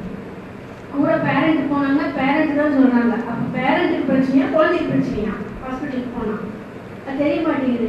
ஏன்னா எல்லாமே இவங்க பழக்கத்தோட விளைவு. இன்னைக்கு நம்மளுக்கே பேச தெரிய மாட்டேங்குது. எல்லாமே தெரியுது, ஆனால் வெளியில் வந்துட்டு பேசுகிறோம். அப்போ அந்த ஸ்பாட்டில் நம்மளோட பேச்சை உருவாக்குறது தான் நம்மளோட கேட்கும் திறனும் பார்க்கும் திறனும் செயல்படும் திறனையும் அதிகப்படுத்தணும். அப்போ நம்மளோட பங்கீடு என்னன்னா, நம்மளை நம்ம தூக்கிட்டு போகணும், நம்ம ஒர்க் பண்ணணும். நம்மளோட நம்மளோட டியூட்டி என்னென்னா 8 மணி நேரம் 10 மணி நேரம் வேலைக்கு போயிட்டு வரோம், டயர்டாகிடுது அப்படின்னா நம்ம குழந்தைகளும் அதே தான் செய்யணும். நானும் 8 மணி நேரம் ஸ்கூலுக்கு போகிறேன், டயர்டாகிடுவேன். வீட்டில் லைஃப் பார்ட்னர்னு சொல்லுவாங்க, நான் 10 மணி நேரம் வேலை செய்கிறேன், நீங்களாவது 8 மணி நேரம் போயிட்டு வந்துடுறீங்க, நான் 24 மணி நேரம் வேலை செய்கிறேன் அப்படின்னு சொல்லுவாங்க. அப்போது நம்மளோட திறமைகள் என்ன வெளிப்படுத்தாமல் நீங்கள் 24 மணி நேரம் வேலை செஞ்சாலும் அது பயனற்ற வேலையாக மாறிவிடும். அப்போது ஸ்மார்ட்டாக நம்மளை எப்படி இம்ப்ரூவ் பண்ணுறதுங்கிறதுலாம் நம்ம திறமை இருக்குது. நம்மளுக்கு அதிகமாக கோபம் வருது, உடம்பு சோர்வாயிடுது, ஒரு மாதிரி ரெஸ்ட்லெஸ்ஸாக இருக்குது, இயல்பு நிலையில் இருக்க முடியல, தூக்கம் பிடிக்கல, இல்லை நடுராத்திரி தூக்கம் முடிப்பு வந்துடுது, இது எல்லாம் அப்படி இருக்குது அப்படின்னா நம்மளோட அணுகுமுறையிலையும் நம்ம அடாப்ட் ஆகிறதையும் நம்மளை வளர்த்திக்க வேண்டியது இருக்குன்னு இருக்குது. அதை கொண்டு வந்துட்டீங்கன்னா அந்த செயல்பாடு உங்களுக்கு வந்துடுச்சுன்னா நீங்கள் இயல்பு நிலையில் இருப்பீங்க, உங்களுக்கு தைரியம் அப்படிங்கிறது அதிகமாகும். இல்லைன்னா நம்ம படிச்சுட்டு போனால் எக்ஸாமுக்கு போனால் தைரியம் வந்துடுமா, மறந்து போயிடுது. நிறைய குழந்தைங்க தான் சொல்கிறாங்க, நான் படிச்சுட்டு தான் போனேன், அவங்க போய் எனக்கு மறந்துடுது அப்படிங்கிறாங்க. அதே மாதிரினா நம்ம படிக்கிறது வேற, நம்ம இறங்கி செயல்பாட்டுக்குள்ளே போய் செயல்படுத்துறது வேற. அதை ஒவ்வொரு நாளும் நம்ம அவமானப்பட்டால் மட்டும்தான் ஜெயிக்க முடியும். அப்போ நம்மளை ஒருத்தர் திட்டுறாங்க அப்படின்னா இனிமேல் மைண்ட் செட் நாலேஜ் தெரப்பியில் திட்டுனதை பிரித்து பாருங்க. தவறு நம்ம மேலே இருக்கா, மற்றவங்க மேலே இருக்கா, புரியாமல் திட்டுறாங்களா, புரிஞ்சு திட்டுறாங்களா அப்படின்னா நம்ம மீது தவறு இருந்தால் நம்ம அதை மாற்றிக்கிறதுக்கு ஒர்க் பண்ணணும். நான் தெரியாமல் செஞ்சுட்டு அதுக்கு எப்படி இப்படி திட்டலான்னு கேட்டால் அது நம்மளோட குறைபாடு, நம்மளோட திறமைக்கு பிரச்சனையாக மாறிடும். அப்போ நம்மளை வளர்த்துறதுக்கு நம்ம தான் ஒர்க் பண்ணணும். ஸோ மேடம் சொன்னது வேல்யூட் பாயிண்ட்டு, அதை நீங்கள் ஃபாலோ பண்ணணும். அதே மாதிரி வந்து நீங்கள் என்ன செய்யணும், உங்களுக்கு நாளுக்கு நாள் வந்து உங்கள் குழந்தைக்கு முன்னாடி ஒரு ஒரு தரம் உள்ளவர்களாக நீங்கள் மாற்றிக்கிட்டே இருக்கணும். ஏன்னா உங்களுடைய வாழ்க்கை எல்லாமே வந்து யாருக்கு படிப்பனைனா குழந்தைகளுக்கு தான். அது குழந்தைகளை வந்து வசதியான நிறுவனங்களில் படிக்க வைத்தால்தான் படிப்பு வருங்கிறது தவறுங்கிறத நீங்கள் முதல்ல புரிஞ்சுக்கணும், இல்லைங்களா? காஸ்ட்லியான ஹாஸ்பிட்டலுக்கு கொண்டு போய் விட்டால் தான் உடம்பு நல்லா இருக்குன்னா நோய் பெருசுன்னு அர்த்தம். கரெக்டாக அப்படி பண்ணுங்கள். அதே மாதிரி இந்த ப்ரோக்ராமுக்கு பின்னாடி நீங்கள் உங்களை ஒவ்வொரு விதத்துலையும் நீங்கள் மாற்றிட்டே வாங்க. ஒரு ஷூ போட்டுங்க. இனிமேல் ஒரு ஷூ வாங்கினீங்கன்னா 2 வருஷத்துக்கு வரும். செப்பல் வாங்கினா எத்தனை நாளைக்கு வருது? 6 மாதம் வருது, இல்லைங்களா?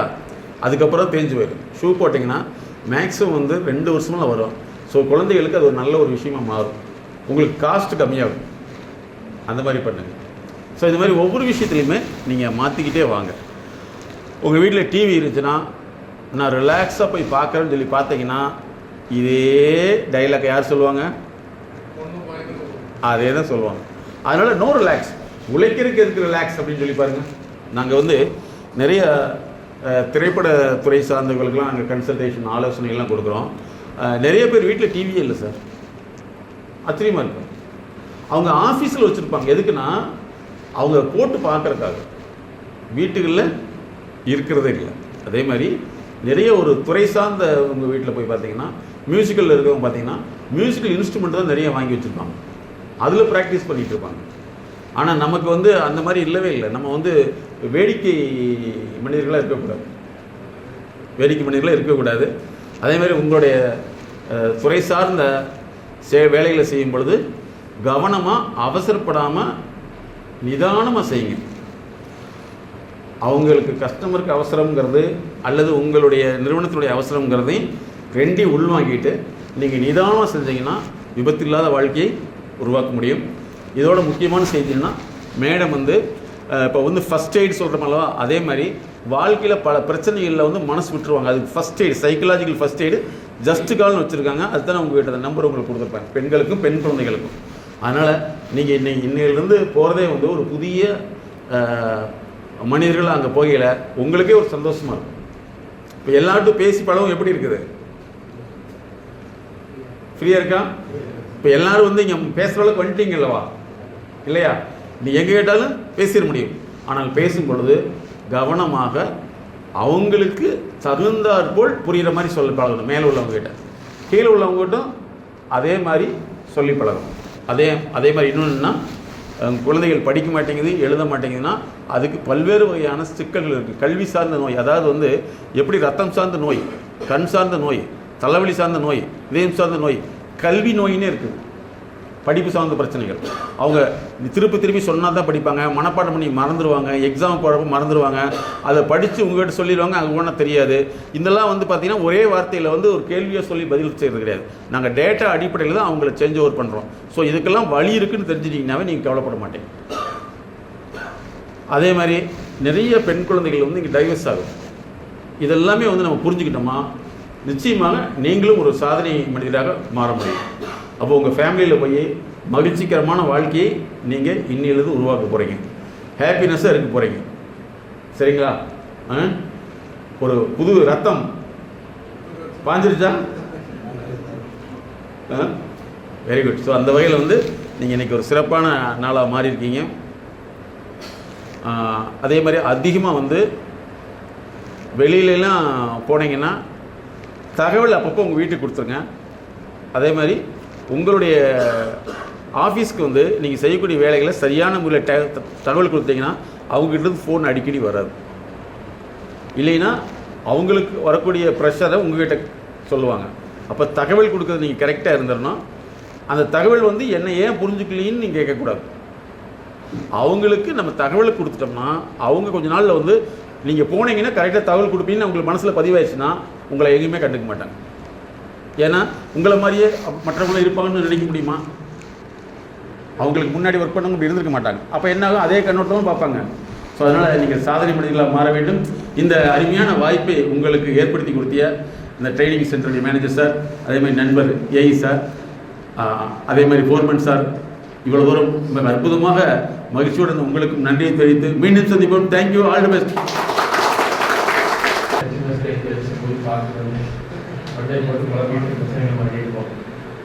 ஒரு வாய்ப்பு கிடைச்சதுனால சாரை சந்திக்கிற வாய்ப்பு ஒரு பெரிய வாய்ப்பு.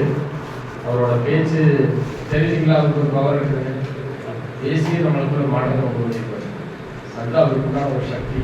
அந்த சக்தி வந்து அவர் முன்னாடி ஒரு 2 மணி நேரம் நம்ம டெடிக்கேட்டடாக கொடுத்தோம்னா நம்மளுக்குள்ள ஒரு மாற்றம் தான். எல்லாருக்கும் கொஞ்சம் பிரகாசம் ஆகிட்டு, சைனிங் ஆகிட்டு, மகிழ்ச்சியாக அந்த ஸ்டூடெண்ட்ஸ் சொல்லி குழந்தைகளாக்கிட்டு நம்மள என்னென்ன பண்ணணும், வீட்டில் என்ன பண்ணணும், அலுவலகத்தில் எப்படி இருக்கணும், என்ன செய்ய தவிர்க்க வேண்டியது என்ன, எல்லா விஷயத்தையும் தெளிவாக சொல்லியிருப்பாங்க. சார் சொன்ன விஷயத்தை மிஸ் ஆகாமல் ஆணித்தரமாக மனசில் பதிவு வச்சு அதுலேருந்து வெளிவராமல் இருக்கிறது தான் நம்மளுடைய ஒரே வேலை. அது கட்டாயம். அதுதான் அவருக்கு சொல்லக்கூடிய மிகப்பெரிய நன்றி.